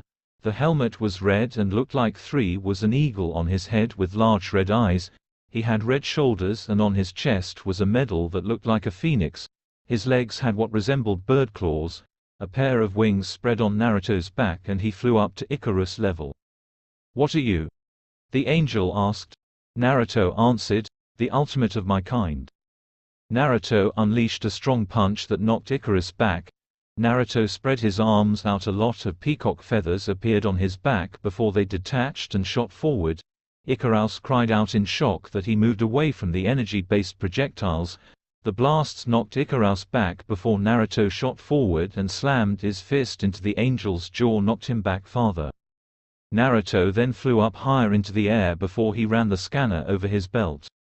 The belt voice said, "Scanning charge, prominence drop." Naruto came down before flipping and the talons on his legs extended before they ignited. Icarus couldn't react in time and was sent crashing into the ground. When the smoke cleared it showed Icarus was knocked out cold. Naruto was declared the winner and he walked out of the ring. When he did, the looks he got from everyone made him uncomfortable. "What?" the blonde asked innocently. "What was that?" Mario asked. "That was my power," Naruto said. "I have power over different armors. I use these coins to form armor and I can use it to the fullest. Now stop staring. It's starting to make me uncomfortable." Meta Knight announced, "Ladies and gentlemen, there will be a brief intermission before the final round commences. Use this time to take care of some personal business or get yourself a snack." Everyone left to do just that. Naruto grinned as he saw his remaining contestants and thought, "This is going to be good." Everyone in the arena was looking down at the ring. In the middle of the ring stood the 3 finalists, Mario, Naruto and Link, looking at one another waiting to fight. Naruto looked out into the arena and saw a few things going on. The first was Princess Peach, Luigi, Yoshi, and Toad all holding up a banner that said "Go Mario." The second was Princess Zelda waving at Link before blowing him a kiss. Naruto looked around and saw Crystal waving at him shyly. Next to her was a humanoid wolf. Naruto also noticed that a few feet away Panther. wearing a cast and having most of his head wrapped in bandages, was glaring daggers at Naruto. "Ladies and gentlemen," Meta Knight announced, "here we have the final competitors of the SSBT. Our finalists include the Wind Master Naruto, the Red Savior of the Mushroom Kingdom Mario, and the defeater of many demons and the savior of his kingdom Link. Due to the uneven amount of finalists, there will be a three-way match between these competitors. Are you all ready?" Link drew his sword and took out his shield, Mario got into a fighting stance, and Naruto pulled out his sword. "Ready?" Meta Knight asked. Then he yelled, "Fight!" Naruto started the fight by firing a bunch of fireballs from his mouth at the two. Naruto blocked the attack before spinning on his heel and swinging his sword, which connected with a loud clang to Link's shield. Link stabbed his sword forward, making Naruto dodge it. He followed up with an upward slash that Naruto jumped to the side to avoid and swung it around again, coming close to slicing off Link's head. Link ducked, but Naruto followed it up with a powerful kick upwards that knocked Link back. Naruto was brought out of his thoughts when he heard a digital sound. He spun around to see Mario had grown gigantic and swung his fist with the intent of crushing him. Naruto spun around and focused his chakra, catching the attack. Naruto then sent out a wave of chakra that knocked him backwards and onto his back. Naruto then threw his sword up, blocking another sword swing from Link. Link landed on the ground before shifting into a wolf. Naruto grinned before getting into the hummingbird style. Wolf Link charged at Naruto, intent on ripping out his throat. Naruto ducked under the biting teeth. The man shot up and nailed the wolf in the stomach, chest, and underneath the armpits, effectively knocked the wolf back. Naruto then caught the wolf by the shoulder and then performed pile driver that effectively mashed the wolf's head into the ground. Link turned back to normal and groaned in pain as he slowly rose up, stumbling. Naruto was cut off when Mario jumped back down from his spot and fired more fireballs. Naruto spun his sword like a fan and blocked the attack. Naruto then jumped backwards and focused his wind chakra. Blade of Wind.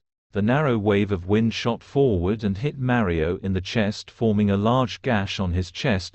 Mario stumbled back before Naruto shot forward and before focusing chakra into his hands. Hurricane Barrage. Naruto jumped up and unleashed a flurry of wind chakra-enhanced blows. The impacts echoed through the air as the giant Mario stumbled back and his back hit the wall. "Nothing personal, my friend," Naruto said before spinning around on his heel and unleashing a wild spinning kick that smashed Mario right in the mustache and sent him flying into the wall. Mario hit the ground, clearly unconscious.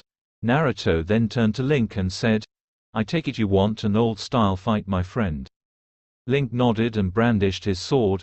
"Now then, let me get into a more combat-appropriate attire," Naruto said, taking out a trio of coins. Naruto slid them into his belt and ran the scanner over it. Tanuki. Kase. Suna. Takasu. There was a flash of color and Naruto stood covered in armor. The head actually resembled the head of a raccoon with large gold eyes. The chest actually managed to come together as a raccoon head. The arms had black and gold shoulders. His arms had what looked like gold gauntlets on the hands with what resembled turbines on the hands. The legs were also the same pattern with small turbines on her ankles. The rider cracked his knuckles. Then he charged forward with the intent on ending the fight. The blonde blocked a powerful strike to the face with his shield. Unleashed another punch that knocked Link backwards. The turbines on Oo's hands shirred to life and a tornado was fired from his hands, lending Link away in spiral. Link slammed his legs into the round. Stomped his foot and a large wave of sand shot up into the air and wrapped around Link. The armored man then jumped up and started sending kicks in waves. The attacks slammed into Link, sending him flying backwards. The blonde swordsman slammed into a wall and he got up holding his sword forward. Blocked the attack and kicked it away before jumping up and slamming his fist into Link's jaw, knocking him backward. The eyes of Oo's mask lit up as he fired a blast of solar energy from his eyes. Heat, wind, and sand, all the parts of the desert, said as he rubbed his armored chin, "Sweet." Link rose up and focused his powers, making his sword glow. Link roared as he pointed the now superpowered weapon at Oo. The armored combatant took the scanner off his belt and ran it over his buckle. Scanning charge. Desert Crasher. The turbines on 000's hands and ankles spun before wind and sand focused on his left arm. The sand was also glowing, meaning that it was red hot and incredibly powerful. The two charged at one another. Come on! Yelled as he swung his fist and Link swung his sword. There was a loud explosion and the ground beneath them shook slightly.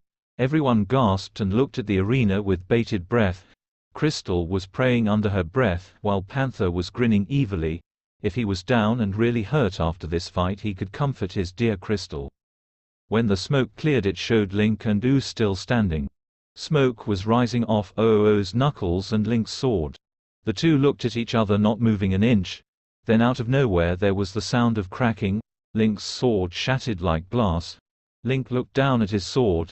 He threw the broken weapon to the ground. Then he pulled out his bow and started firing arrows. Ran through the onslaught before he got up underneath Link before a miniature tornado formed around his arm and performed a vicious uppercut. Link cried out in pain as he was sent flying upwards. The man then shot up using sand as the spring and was in front of the flying Link. Drew back his arm and unleashed another wind-enhanced punch that sent him flying. He impacted the wall and there was an explosion. Meta Knight yelled, "Game!" Landed on the ground and transformed back into Naruto. The winner and new champion of the SSBT, Naruto Uzumaki Namikaze, Meta Knight called. There was a loud round of cheering as Naruto threw up his arms in a celebratory gesture. Pretty soon Naruto was standing in the middle of the arena with the other contestants standing around him. Meta Knight approached the group and took out a medal. Naruto Uzumaki Namikaze, Meta Knight said, "Come forward. You have shown extreme skill in combat and have managed to defeat some of the toughest of the fighters of Smash Bros. We are proud to present to you this medal for your victory here today." Naruto took the medal and said, "Thank you, my friend. Now before I go, there are a few things I would like to say. I would like to thank the people I fought for the good fight and for being good sports. To a certain vixen I would like to say that the next time a certain perverted cat flirts with you, do me a favor and break his jaw over that staff of yours." Crystal nodded. A portal started to open up in the sky. As Naruto started to leave, he felt a soft hand on his shoulder. He turned around to see Crystal. The vixen kissed the blonde on the cheek almost gingerly and giggled slightly at his blushing face. "Don't be a stranger, kid," she said. "Try and come back if you can." Naruto nodded and said, "I'll find a way if I can." With that, Naruto walked away and stepped through the portal home. Naruto opened his eyes to find himself back in the council room that was still in the middle of an argument. Naruto realized that the Hand Brothers had sent him back to the exact moment that he had been pulled out of his world to the Smash Brothers dimension. He initially thought that it was a dream until he saw the medal that was in his hand. Naruto, he also felt something in his pocket. He reached in and pulled out 2 pairs of earplugs. He grinned before throwing the spare pair to Old Man Sarutobi. The man looked at Naruto thankfully. He put them in his ears and the duo leaned back and settled down for a nap, knowing that tea would be a long time before this meeting ever really ended. Cut. Sorry for the short chapter everyone, but there wasn't much to go on in this one. Well, Naruto won the tournament and we got to see the armor he got from the Ichibi. Next chapter will contain Jiraiya's pervertedness, Sakura being completely crazy, and a mission of peace to another country. Which one? I don't know yet. I'll probably have it figure out by the next time. Okay, see you all later, bye. Oh, by the way, there was this omake that I forgot to put in the last chapter of Element Master. Here you go. Omake for Element Master. Sasuke's defeat idea from Berry again. Seriously, is someone other than him going to help me out here, because I know he is getting sick of giving all the ideas here. If you can think of a good jutsu idea, let me know. Naruto and Sasuke glared at each other in the desert. Come on, Namikaze-sama, Sasuke said, spitting the word sama out. All right, Naruto said as his eyes turned brown. And since this is a special occasion, I'm going to show you my most powerful earth technique. Naruto then focused his powers and Sasuke braced himself.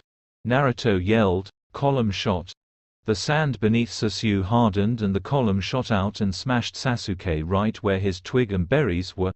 There was a light squeak from Sasuke. Then there was a sudden sound of a loud scream of agony that was several octaves higher than normal and echoed throughout the desert, the elemental nations, and through to another dimension. Meanwhile, the screech made the two Akatsuki falter long enough to give their opponents some leverage, while Deidara was rubbing his ears from the pain and Tenzo took the idea and stabbed him in the face, sending the blade through his brain. Sasori was so thrown off by the scream and lost control of his puppets.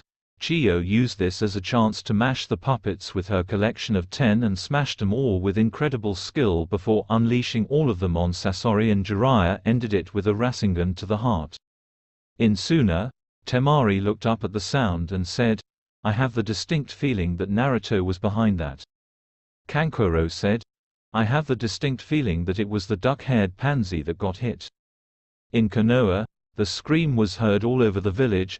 All the men in the village, even the boys who had yet to be born, covered their crotches from the incredible pain. The girls all smirked, knowing that some male had finally gotten their comeuppance.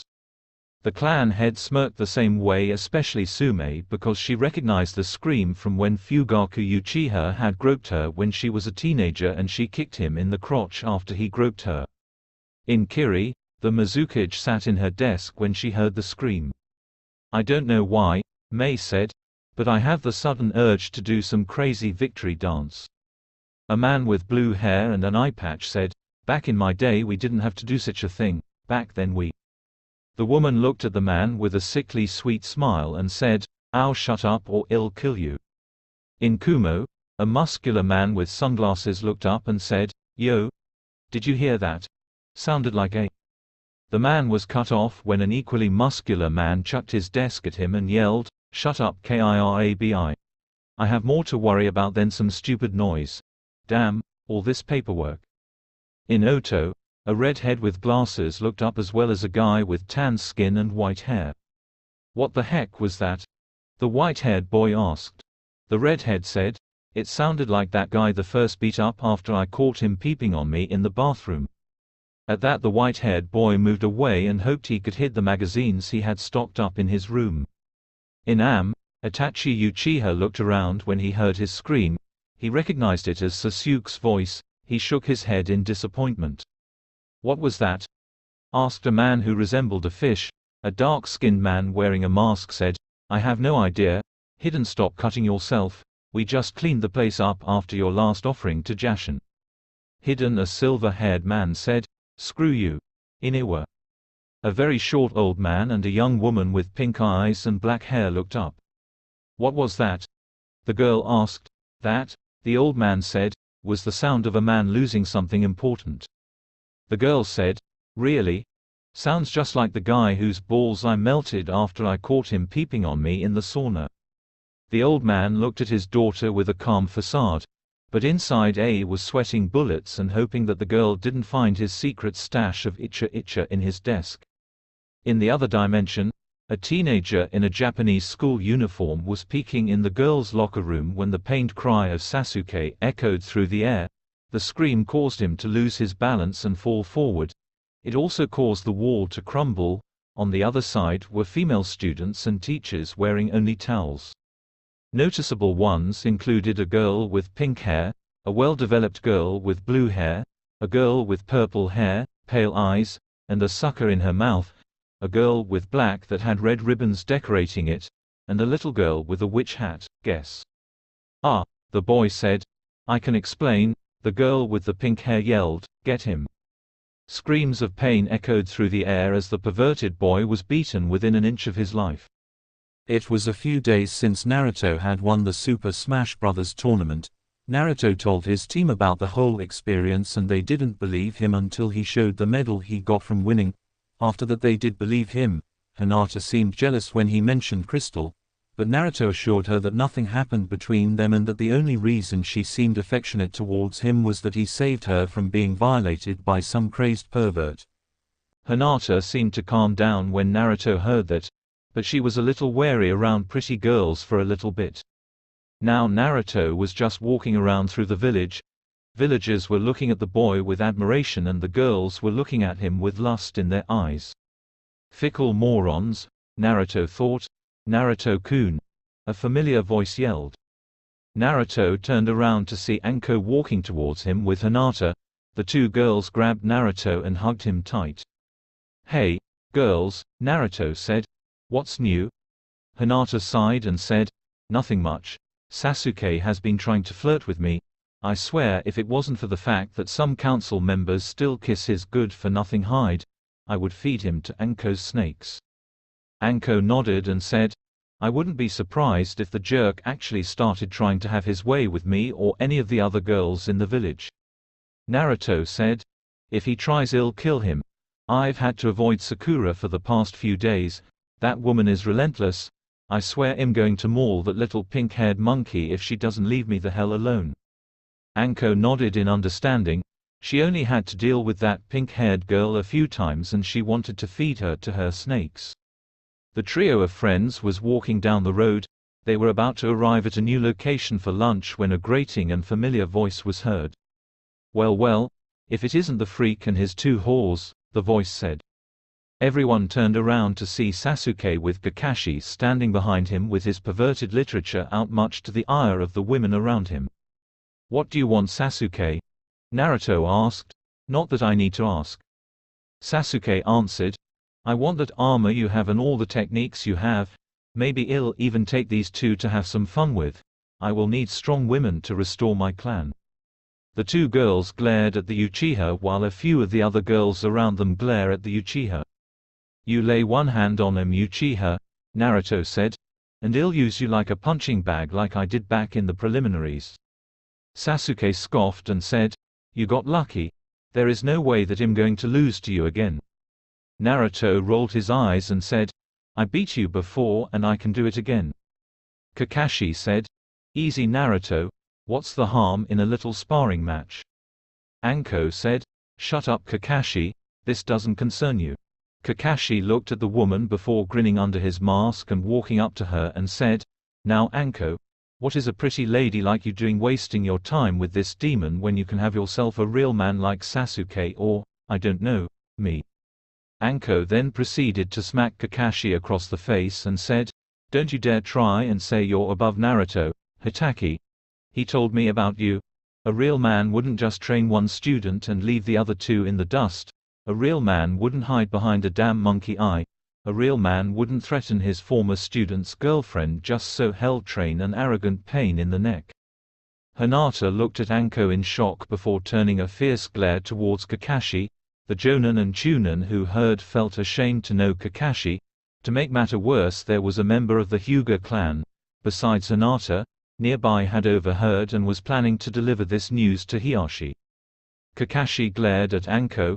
Sasuke said, "You will fight me, Dobi." Naruto scoffed and said, "I have much better things to do than fight a whiny brat with a big head and no balls." With that he started to leave along with Hinata and Anko. Sasuke suddenly smirked and said, "Yeah, hide that like that cowardly whore that you call your mother." Naruto went rigid and stopped a few feet away before he turned around and glared viciously at the Uchiha. "Where do you want to fight?"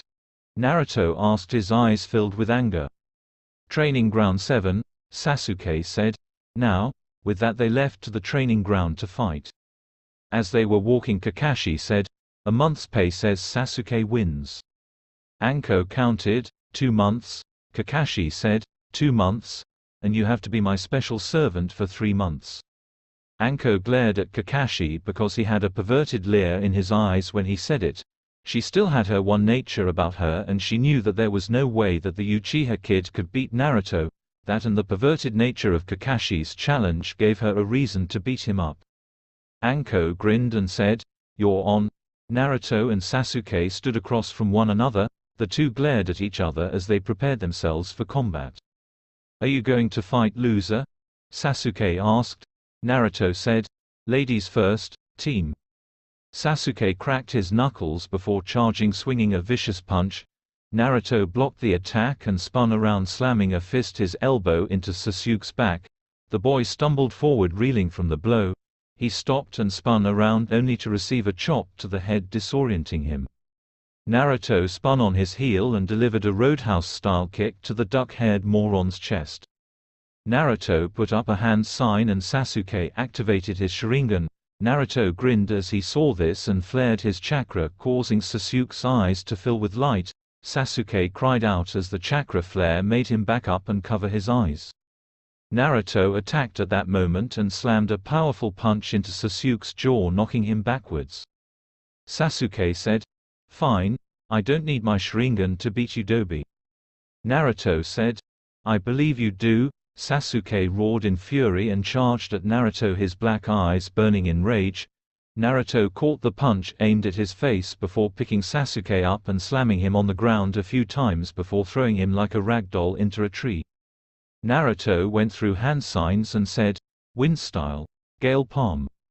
Naruto thrust his palm forward, sending a wave of wind towards Sasuke. The Uchiha managed to roll away before the attack smashed the tree that he was in front of. Sasuke shot forward and went through hand signs of his own. Naruto recognized the seals and did a few of his own.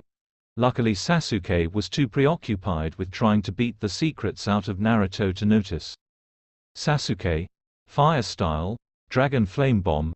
Naruto, Wind style, Cyclone Shield. Sasuke fired a huge blast of fire from his mouth. The flames flew at Naruto with the intent of roasting him. The wind picked up around Naruto and the fire was sent upwards, turning blue as the heat was increased by the wind. Naruto went through more hand signs and yelled, "Wind style, Burning Wind Return." Naruto clapped his hands together, sending the flames back at Sasuke. The Uchiha was consumed by the flames. Naruto sent out a wave of wind chakra dispersing the fire. When it cleared, it showed a burnt log in its place. The sound of chirping birds was heard. Naruto turned his head to see Sasuke gripping his arm as lightning condensed in his hand, sparking loudly, resulting in the sound. Hinata, Naruto. What technique is that? Anko. That hypocritical lazy moron. He actually taught him that technique. Kakashi. Finally, it's fitting that the demon brat dies by the power of my original technique. And as a bonus I get Anko-chan to be my slave. Oh, the things I'll do to her. Perverted giggle. Sasuke yelled over the noise, "Time to die, Dobi." Chidori, 1000 birds. Naruto focused chakra into his hand and slowly a Rasengan quickly formed. Naruto focused his wind chakra and the technique started to generate wind around it. Soon it looked like a miniature hurricane in Naruto's hand. Naruto drew back his attack and yelled, "Wind style, Rasengan." The spiral attack slammed into Sasuke's Chidori. The wind cancelled out the lightning of the technique. The spiraling orb slammed into Sasuke's midsection, making him call out in pain. Sasuke cried out even louder as the wind around the technique sliced him and the grinding chakra smashed into his gut. Sasuke was sent flying right at the three spectators. Kakashi was so wrapped up in his thoughts of being Anko's master that he never saw it coming until it was too late. The Uchiha slammed into the disgraceful Hatake and sent him flying into a tree. When the dust settled, it showed both of them were knocked out. "All right, Naruto-kun." Hinata yelled as she ran down to Naruto and kissed him deeply. When they broke apart, Anko grabbed Naruto and pulled his head into her bust, making Hinata flush red in jealousy. "Thank goodness you won," Anko said in a pitiful voice. "That mean Kakashi was going to make me his personal servant if you lsot. Oh, the horrible things he would have done to me." Naruto was currently flailing his arms around trying to breathe while being smothered by Anko's chest. Hinata finally had enough and ripped Naruto out of Anko's chest. "Air!" Naruto yelled in an overdramatic fashion. "At last we meet again." Hinata and Anko giggled at the boys' antics. Anko looked at the two stooges and said, "I guess we should drop those two off at the hospital, huh?" Naruto gained a fox-like grin and said, "Not just yet." A little while later, Kakashi groaned in pain, wondered what had happened. He tried to move his arm to rub his sore stomach when he realized that he couldn't move his arms. In fact, he couldn't move at all. He opened his one eye to see that he was tied up in ninja wire. Nearby was Sasuke, who was also in the same predicament. Suddenly the smell of water reached his nose. He looked down to see he was over the girls' side of the hot springs. He grew really nervous when he saw that Kurenai, Hana, Sume, Yugao, Anko, and the girls from the rookies were all there. A low whistle from nearby got their attention. They looked to see Naruto grinning evilly at them. He took out a kunai and cut the wire holding him up. The two splashed down in the water. As the duo rose up from the water, they were hit with an incredible amount of killing intent. They turned to see all the girls glaring at them. "Hey ladies," Kakashi said nervously, "nice day, isn't it?"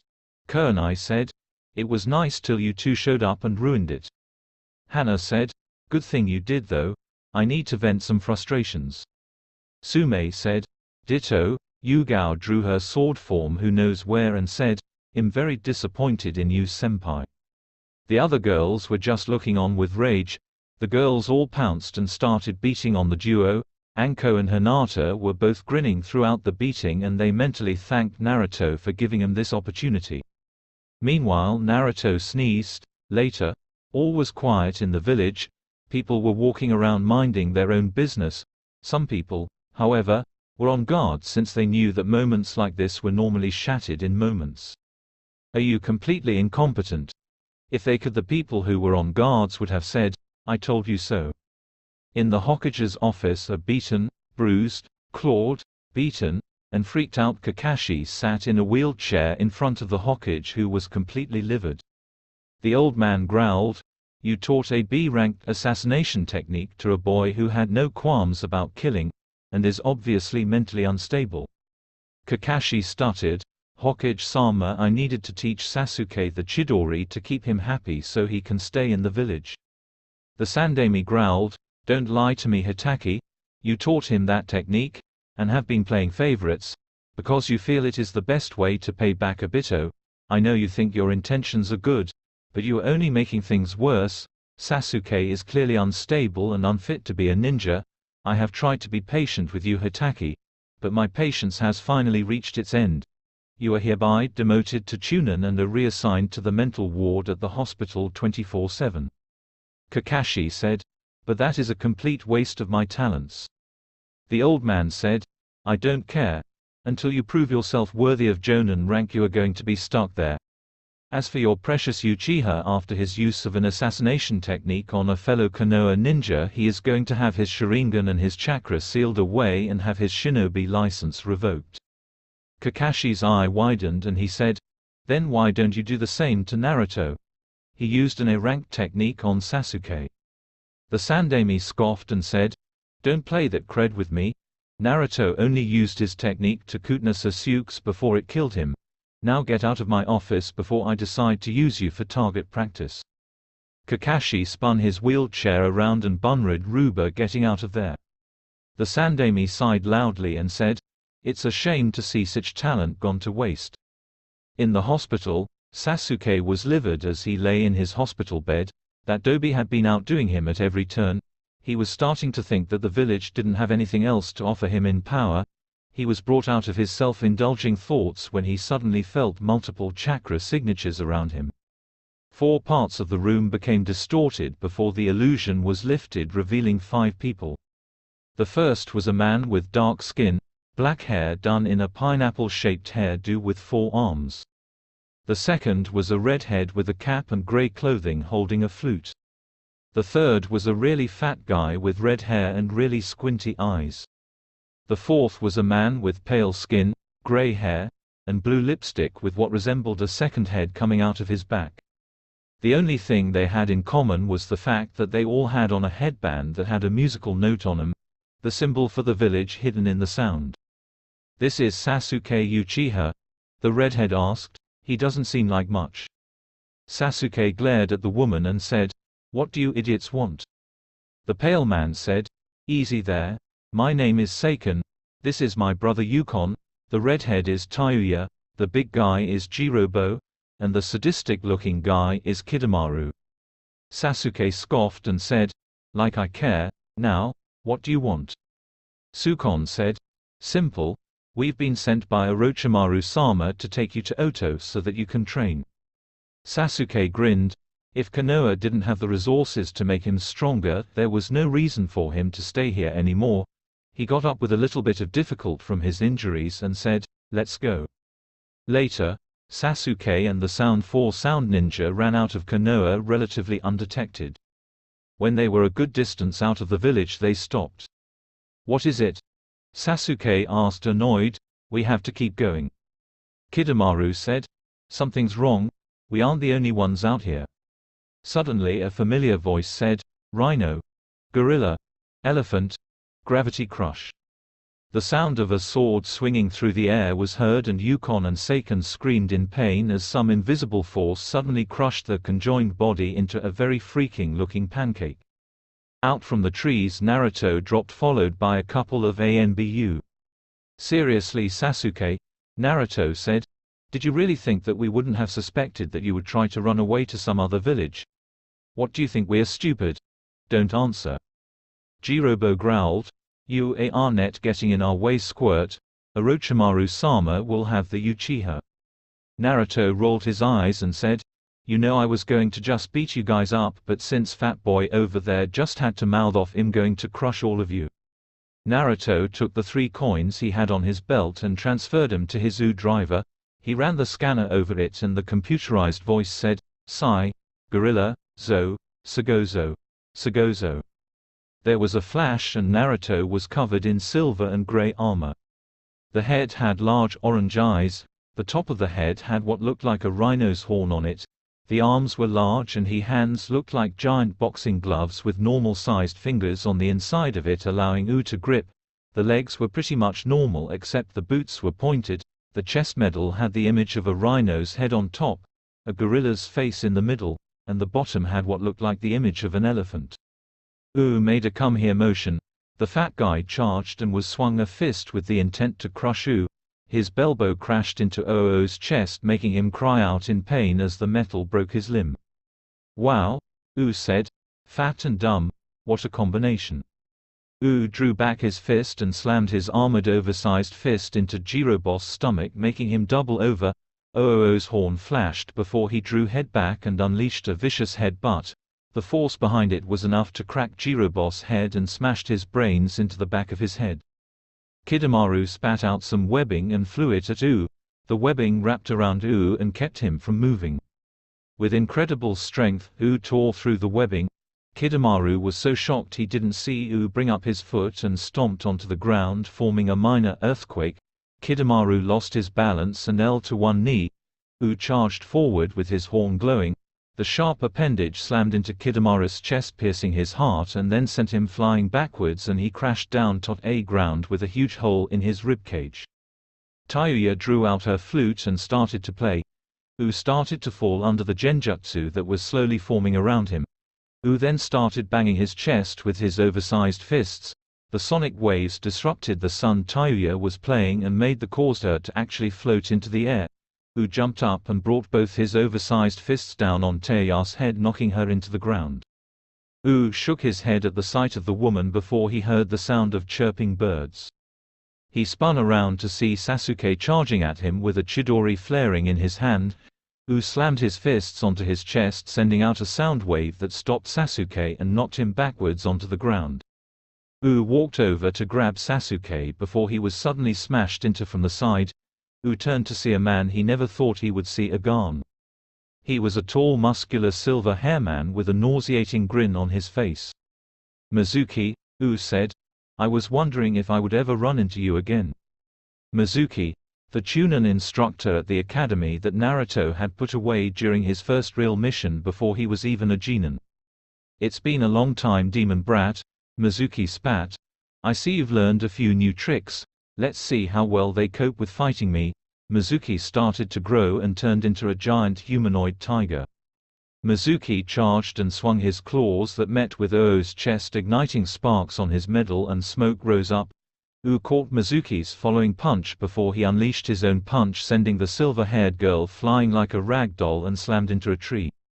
Mizuki then dodged a massive head-butt from that formed a huge dent in the side of the tree. Then spun around and slammed a powerful punch that knocked him backwards and sent him rolling. Then stomped, sending seismic wave that made Mizuki stumble and fall. Then took the scanner of his belt and scanned his belt. Scanning charge. Sagozo impact. Jumped up, slamming his feet into the ground, sending a small quake, pulled Mizuki into the ground. He was then pulled him towards Oo's gloves and horn flashed as he drew them all back and delivered a double-handed punch and a powerful headbutt all at the same time. The powerful attack tore Mizuki apart as there was nothing left of the demented traitor as his body was completely destroyed. Oo then transformed back into Naruto and the Anbu came forward. The Anbu wrapped Tayuya and Sasuke in ninja wire before applying chakra cuffs to them and going back to the village. "You won't be able to escape retribution this time, Uchiha," Naruto said out loud. "Not this time." It had been a total of 6 hours after Naruto had returned from his mission to retrieve Sasuke from his attempted defection. In that time a lot had happened. First, Sasuke had been taken into custody and was now locked in a holding cell. Sakura immediately went back to hating Naruto and tried to attack him, which ended hilariously. Then Tsunade announced that Sasuke was going to be executed on the grounds of using lethal force towards a fellow Konoha ninja and attempting to betray the village. Now, the civilian council may have started kissing Naruto's butt now, but they would still kiss the Uchiha's butt. They talked to the old man saying that it was probably the work of the curse mark, but the old man wasn't budging on the subject. His teachers despised traitors and so did he. Sasuke Uchiha would be executed the following morning. To top that all off, Tayuya had been taken to the interrogation department to see if they could get any information out of the redhead. To the shock, and slight disappointment, of Ibiki, she complied almost immediately. The redhead held no love for her former master as he had done nothing but use her as a scapegoat and was most likely going to have her killed when she didn't have any more usefulness, or she'd just use her for some of his sickening experiments. The girl spilled everything she knew about his experiments, and a few of his base locations in Fire Country. At the Dango bar in the village, Hinata and Anko sat across from EAC Hoth looking really serious. "Anko," Hinata said, "I have to be blunt with you. I'm tired of you always flirting with Naruto-kun." Anko chuckled and said, "Hey, I already had the kid's attention before he went and got with you, Pale Eyes. Besides, why would he prefer you over me? Sure, you're developing nice, but I'm sure that the kid wants a real woman." Hinata scowled and said, "Listen, I'm his girlfriend. I'm all that he needs. Besides, I really doubt that he would want to be with an old hag like you." Anko snarled, "Old? Who are you calling old, you brat?" Hinata answered, "You heard me. I really doubt you'd even be able to keep up with him if he ever did get close to you." Anko snarled. She rose up and was about to start cursing the girl out when the sound of excitement was heard. The duo forgot about their argument and ran outside to figure it out what was going on. Anko stopped a nearby Chunin and asked, "What's going on? Why is everyone so excited?" The Hun looked at Anko and said, "Have you had your head under a rock, lady? Sasuke Uchiha is on his way to his execution." Anko said, "We can finish out argument later, Pale Eyes. I want to see that duck-haired punk get his head cut off. Maybe somebody will allow me to feed what's left of him to my snakes." She said the last part almost giddily. Hinata shrugged when she heard that, but she had to agree that it was a good thing that the guy was going to be killed. It wasn't something that she would normally think, but she never really liked the Uchiha. This was going to be interesting. Hinata ran for the executioner's block and found the rest of the village waiting there. Slowly out of the tower, Sasuke was escorted with chakra-suppressing cuffs and with a spike collar around his neck, and he was slowly led to the block where he was placed on his knees, forced to bend over with his neck right on the block. The executioner decided to go medieval on the whole execution thing and was wearing no shirt with a black cloth over his head and holding a very big axe. "People of Konoha," Hiruzen said, "we have come to witness the execution of Sasuke Uchiha. He has been found guilty of attempting treason and an attack upon a fellow Konoha ninja. His sentence shall be carried out now. Do you have any last words you would like to say, Uchiha?" Sasuke glared up at the old man and spat, "You can't do this to me. Konoha needs my Sharingan to survive. If you kill me, then all of Konoha will fall to the ground and burn." Hiruzen scoffed and said, "We have gotten along just fine without your so-called God's eyes, Uchiha. We are more than ready to make it out of here without it." Hiruzen motioned to the executioner. He rose up his axe and then brought it down on the Uchiha's neck, severing his head from his shoulders in one swift motion. Sasuke's few remaining fangirls cried out in sorrow at seeing their beloved die. Almost immediately they got over it and went on with their lives. Naruto grinned as he finally saw the Uchiha get his comeuppance. He made his way out of there and found himself at his old training grounds. A few minutes afterward he was met by Anko and Hinata. "Hey girls," Naruto said. "Did you see that execution? I think that guy got the idea for it from an old medieval book or something." Anko nodded and said, "Yeah. I think that I should research the whole medieval thing. I think some of the methods in there may come in handy for torture." Naruto nodded and said, "I think you might want to look into some old Inquisition I heard about. They came up with a lot of torture devices and a whole lot of crazy ways to execute people." Anko rubbed her chin in thought and said, "Maybe. Wait, we're getting off topic. Listen, kid, we need to talk to you about something." Naruto looked between the two girls and hoped that this wasn't about what he thought it was going to be about. Hinata said, "Naruto, I know you're dating me, but Anko is always hitting on you in some way and I know that it seems stop have an effect on you. I have to ask you, Naruto-kun, do you prefer her or me?" Naruto started to sweat when he heard that. Naruto's head was working a mile a minute and it was currently going through the worst-case scenarios. If he said he preferred Anko, Hinata would get really upset and kick his butt. Then he would have to face the wrath of her father, Kurenai, Asuma, trying to get on her good side, and the rest of the Konoha 12 minus Sakura. If he said H's prefer Hinata, he would get chomped by Anko's snakes, then he would get beaten by Hana, Kurenai and by extension Asuma, and probably get torture by Ibiki. "Naruto," Anko said, crossing her arms, "we're waiting." Naruto was nervous and was looking between both girls with a nervous look on his face. Suddenly, as if Kami was answering his prayers of getting out of this situation, a familiar voice yelled, "Naruto." Naruto spun around and saw Kakashi with a furious expression on his face. "Oh geez," Naruto said. "You don't learn, do you?" Kakashi ignored the jab and said, "I'm going to make you pay. You got rid of my one chance to make things right with Obito."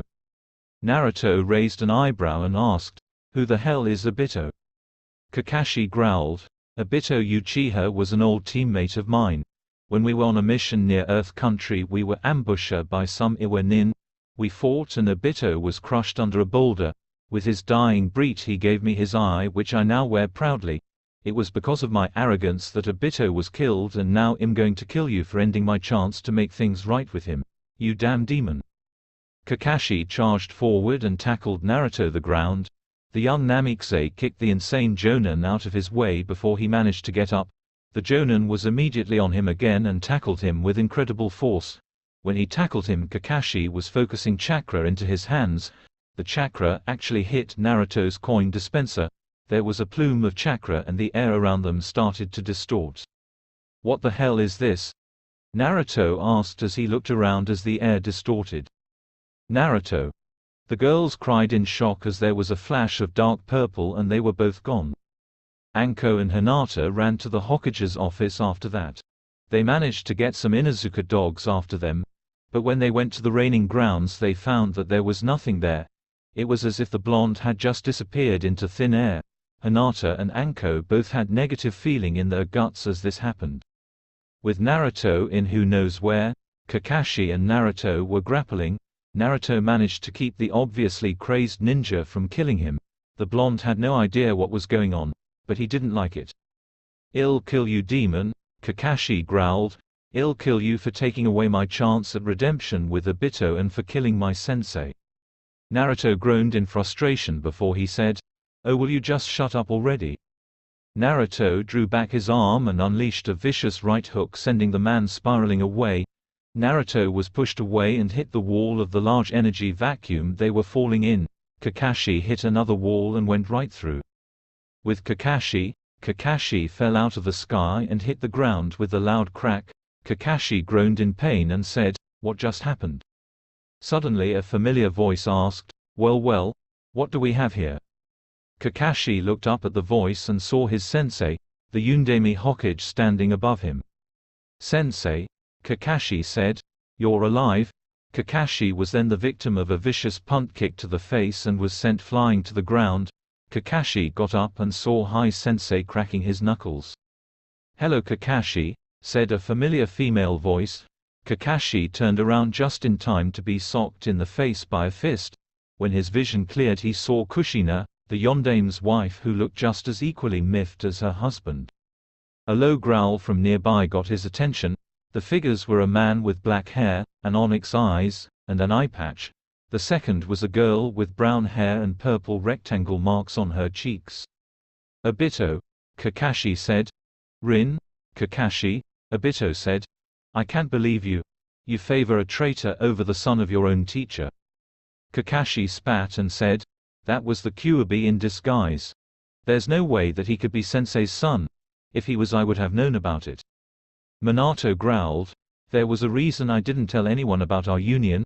We had many enemies in Konoha as well as outside of it. Kakashi, you have disgraced everything I've taught you.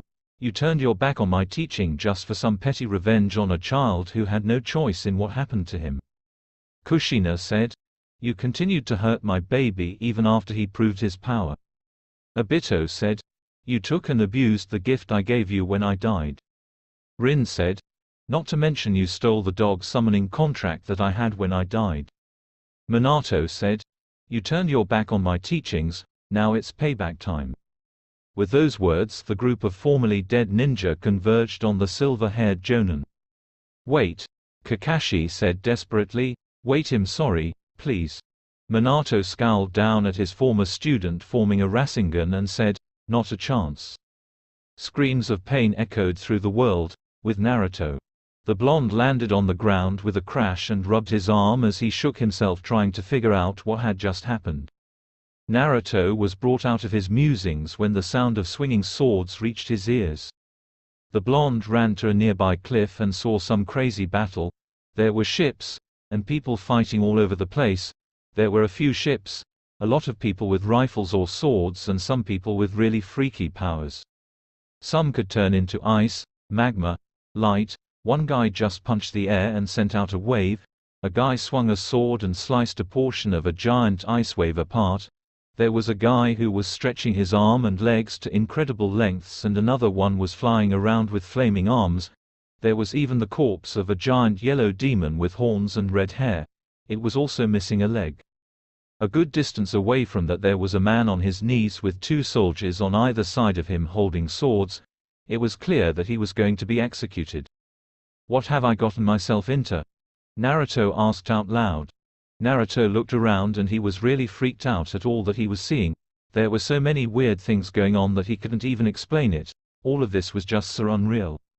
"You, there?"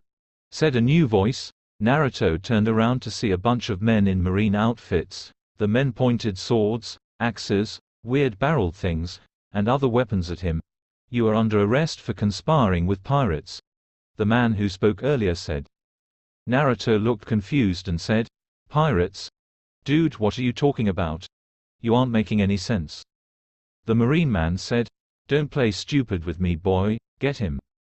A bunch of the marines came forward and tried to grab the blonde.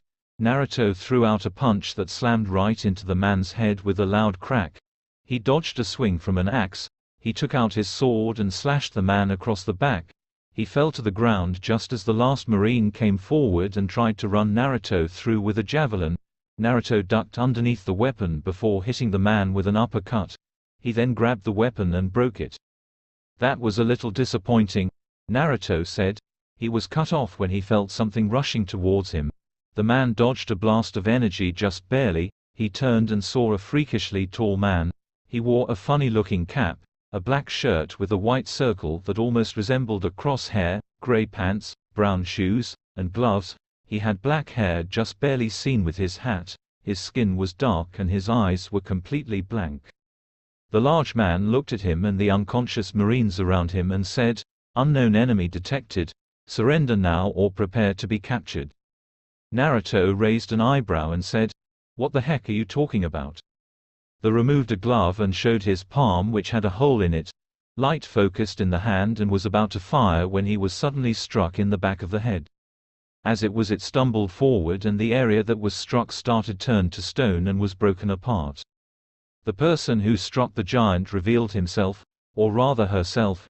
It was a very tall and slender woman. She was well proportioned and her assets were so big Naruto couldn't believe that she was able to stand up straight. She had long flowing black hair, and a beautiful face. She wore a purple battle dress with a slit along the side revealing her long legs. "Great," Naruto said. "Now I have to deal with killer models." The woman scoffed and said, "Who are you? Answer before you suffer the same fate as this poor being." Naruto sighed and said, "Okay, will somebody please tell me what the hell is going on already?" The woman looked surprised at the boy and said, "Who are you, child?" Naruto crossed his arms and said, "Manners dictate that you give your name first." The woman scowled, but said, "I am Boa Hancock." Naruto said, "I am Naruto Uzumaki Namikaze." A cry of pain was heard.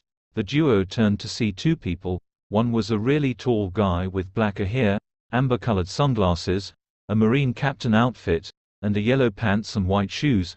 The other was significantly shorter with an orange button-up tank top, red shorts, sandals, and really big eyes.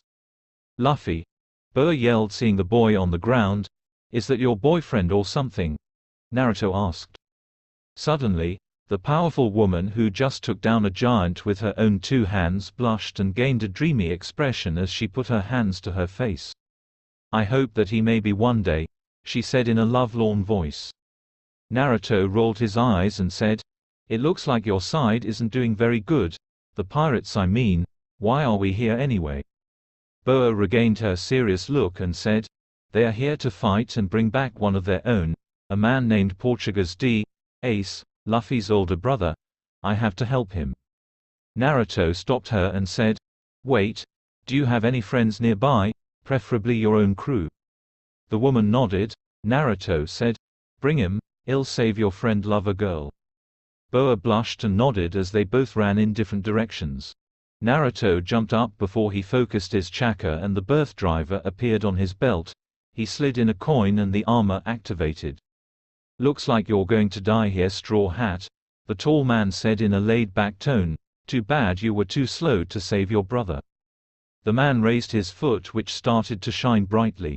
Just as he was about to kick, a few blasts shot past his head, breaking his concentration, causing the glow to falter. He and Luffy turned to see Birth running straight at them, still firing. As he closed in, he slid another coin into his belt and his chest orb popped open, revealing the salamander launcher. "Fire!" Naruto said as the cannon glowed and fired. The blast hit the man in the chest, but as it did it, the man turned into light, which shocked the Kamen Rider greatly. The light beam that was once human shot into the air and the blast continued. It slammed into the gallows. On top of it, Ace grinned as the gallows fell. He jumped at the right moment and landed on both his feet and started running. "Portuguese is escaping!" A Marine yelled, "Stop him!" The Marine swung his axe, prompting Ace to dodge. The attack actually sliced through his cuffs, actually destroying the only thing that was keeping his power locked. As he landed, his arm burst into flames and he yelled, "Fire Fist!" The flames fired off of Ace's arm like a cannon. "Hey, Ace!"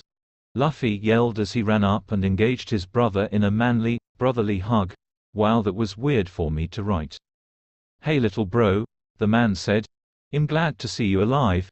Did you manage to save my hat?" Luffy looked dejected and said, "No." Birth tilted his head to the side as he saw that the man was just saved from being executed and he was worried about his hat. Judging by the look on the man's face, this was probably something normal for them both. At that moment, a voice yelled from above, "You won't be getting away that easy, Shaku curved jewel." They all looked up to see the tall man from before was focusing light into his hands. As he focused, multiple blasts of light were shot down around the poor people below. Everyone scattered. A lot of people were unlucky to be in the middle of the slaughter and were killed by the powerful attack. Thinking quickly, Birth pulled out the Birth Buster and put a cell medal in it. He pointed it at the man and said, "Cell burst mode, cell medal shot." A powerful blast was launched, formed the nozzle of the gun and went straight at the still cackling man. He was so busy laughing he didn't notice the attack until too late. The explosion was huge and there was a large plume of smoke. Birth grinned, thinking that he won. At that moment, another beam of light shot out of the smoke and shot down towards Birth's position. The man appeared before he swung out a powerful, light-speed kick that slammed right into his chest, making him cry out in pain. Sparks flew from Berth's chest and his body was sent flying. Berth crashed into wall and hit the ground with a thud. A large muscular man with a huge white mustache said, "We have what we came for, let's go." The pirates immediately started retreating. The large man in question didn't turn around. Instead he drew back his fist and unleashed a flurry of powerful punches that sent massive shockwaves that knocked the Marines and captains off their feet and onto the ground. The ships were then launched out of the bay by huge plumes of water. Berth rose up from his place in the ground a distance away and he let out a low groan. He looked up to see one of the giant things from before. This one was holding a Bible as compared to the other one. "Come on, big guy," the Kamen Rider said, "show me what you got." The man took off his gloves, revealing a paw that resembled a bear's. He drew it back and sent Toto a strike that made Berth disappear in a flash. Berth screamed as he flew through the air and then he crashed back first into the ground. The crater was in the form of a bear's paw print. Berth's armor flashed and then he turned back to normal. Naruto would be unconscious for a few more hours and then he would be found. Naruto groaned as he looked up. He realized that he was actually lying in a bed. He got up and saw that his sword was gone. He looked around and looked outside of the room he was in to see that there was a woman, floating outside the door. She had bright pink hair done up in two large pigtails with black and white flower hairpins and a little red crown with a cross on top of her head. She wore black and white striped tights over her legs, a red miniskirt and a pair of red buckled boots. She wore red lipstick, a lot of eyeliner, and she was holding an umbrella in the shape of a mini devil. "I see you finally woke up, Whiskers," the pink-haired girl said with a smile. "Who are you?" Naruto asked as the girl floated closer. She smiled slightly and answered, "My name is Perona. Who are you?" The whiskered Kamen Rider and answered, "Naruto." The girl smiled and said, "Naruto, that's a pretty cute name, so are the whiskers." The Pinkett started to stroke Naruto's whisker marks. Naruto couldn't help but purr when she started to do that. Perona squealed before she grabbed him and started to snuggle him, yelling, "Kawaii." A new, no-nonsense voice asked, "Perona, what is going on?" The two turned to see a man standing in the door. It was a tall, lean man with a short beard, and sideburns that pointed up. His eyes were actually yellow, making them look like a hawk's eyes. He wore a wide-brimmed black hat decorated with a large plume, and a long, open black coat with no shirt underneath, with red, flower-patterned sleeves and collar. He also had on light purple pants with black buckled boots. On his back, clearly taller than him, was an ornately decorated pitch-black broadsword that had a very strong sheen and was slightly curved at the end, and had a large cross-shaped guard on the hilt. The man said, "I see your little guest has woken up." Naruto got up and from the bed and grabbed his sword and said, "Who are you? Where am I?" The man answered, "I am Dracula Mihawk. You are in a guest room in my castle after Perona brought you here. I saw you in that fight at Marineford while I was still there. A shame a child who showed such skill is really so weak." Naruto snarled and said, "Weak? Who are you calling weak? You're probably overcompensating something with that huge sword of yours." Perona giggled when she heard Naruto's joke. Naruto was surprised to see Mihawk hadn't even moved when he threw out that insult. Mihawk just stood there with an annoyed gleam in his eyes. "So you think you're strong?" the swordsman said. "Well then, why don't you prove it?" Moments later, the duo was in the courtyard of the castle that Dracula called home. Naruto heaved his sword and charged forward. Mihawk didn't move an inches. The swordsman placed his hands on the cross pendant on his neck and took off the bottom of it, revealing a small blade. Naruto swung his weapon and Mihawk thrust his dagger forward and said, "Small knife, single thrust." Naruto swung his sword just for the swordsman to dodge it and stab his dagger into Naruto's chest, making him scream in pain. Naruto stepped back, clutching the puncture wound that was in his chest. Luckily Mihawk wasn't trying to kill him with that knife. "Weakling," Mihawk said. "You really are a pathetic child. You have no grip on the real world." Naruto gripped the sword in his hands. He refused to accept that he was weak after all the things that H has done, all the people H has fought, all the people H has beaten. Naruto unconsciously called on the Cubus chakra. The marks on his face darkened, red bubbly chakra focused around him, and his eyes turned crimson with red slits. Naruto shot forward with his weapon and he charged forward at an incredible speed. Mihawk saw this coming thanks to his keen eyesight. He also saw the burn marks the chakra caused form on the ground. The blonde jumped up and brought his sword down on. Mihawk grabbed the sword on his back and brought it out, blocking the attack aimed at him. He then pushed it back. After that he swung his weapon, forming a huge gash on Naruto's chest. The blonde cried out as he stepped back. His wounds started to close up and he let out a ragged breath. Impressive, the man said. Not very many times do I get to use Yoru. Naruto said, I'm not weak. I've beaten many people plenty of times. All of them were incredibly powerful. Why can't I beat you? The swordsman said, Child, you may not know this, but I am the most powerful swordsman on the planet. He looked up and asked, the most powerful, huh? Then I guess I never did stand a chance. You will have done good in my world. That word got Mihawk's attention and he asked, your world? Thanks for watching. Also remember to subscribe and like this video. See you in the next video.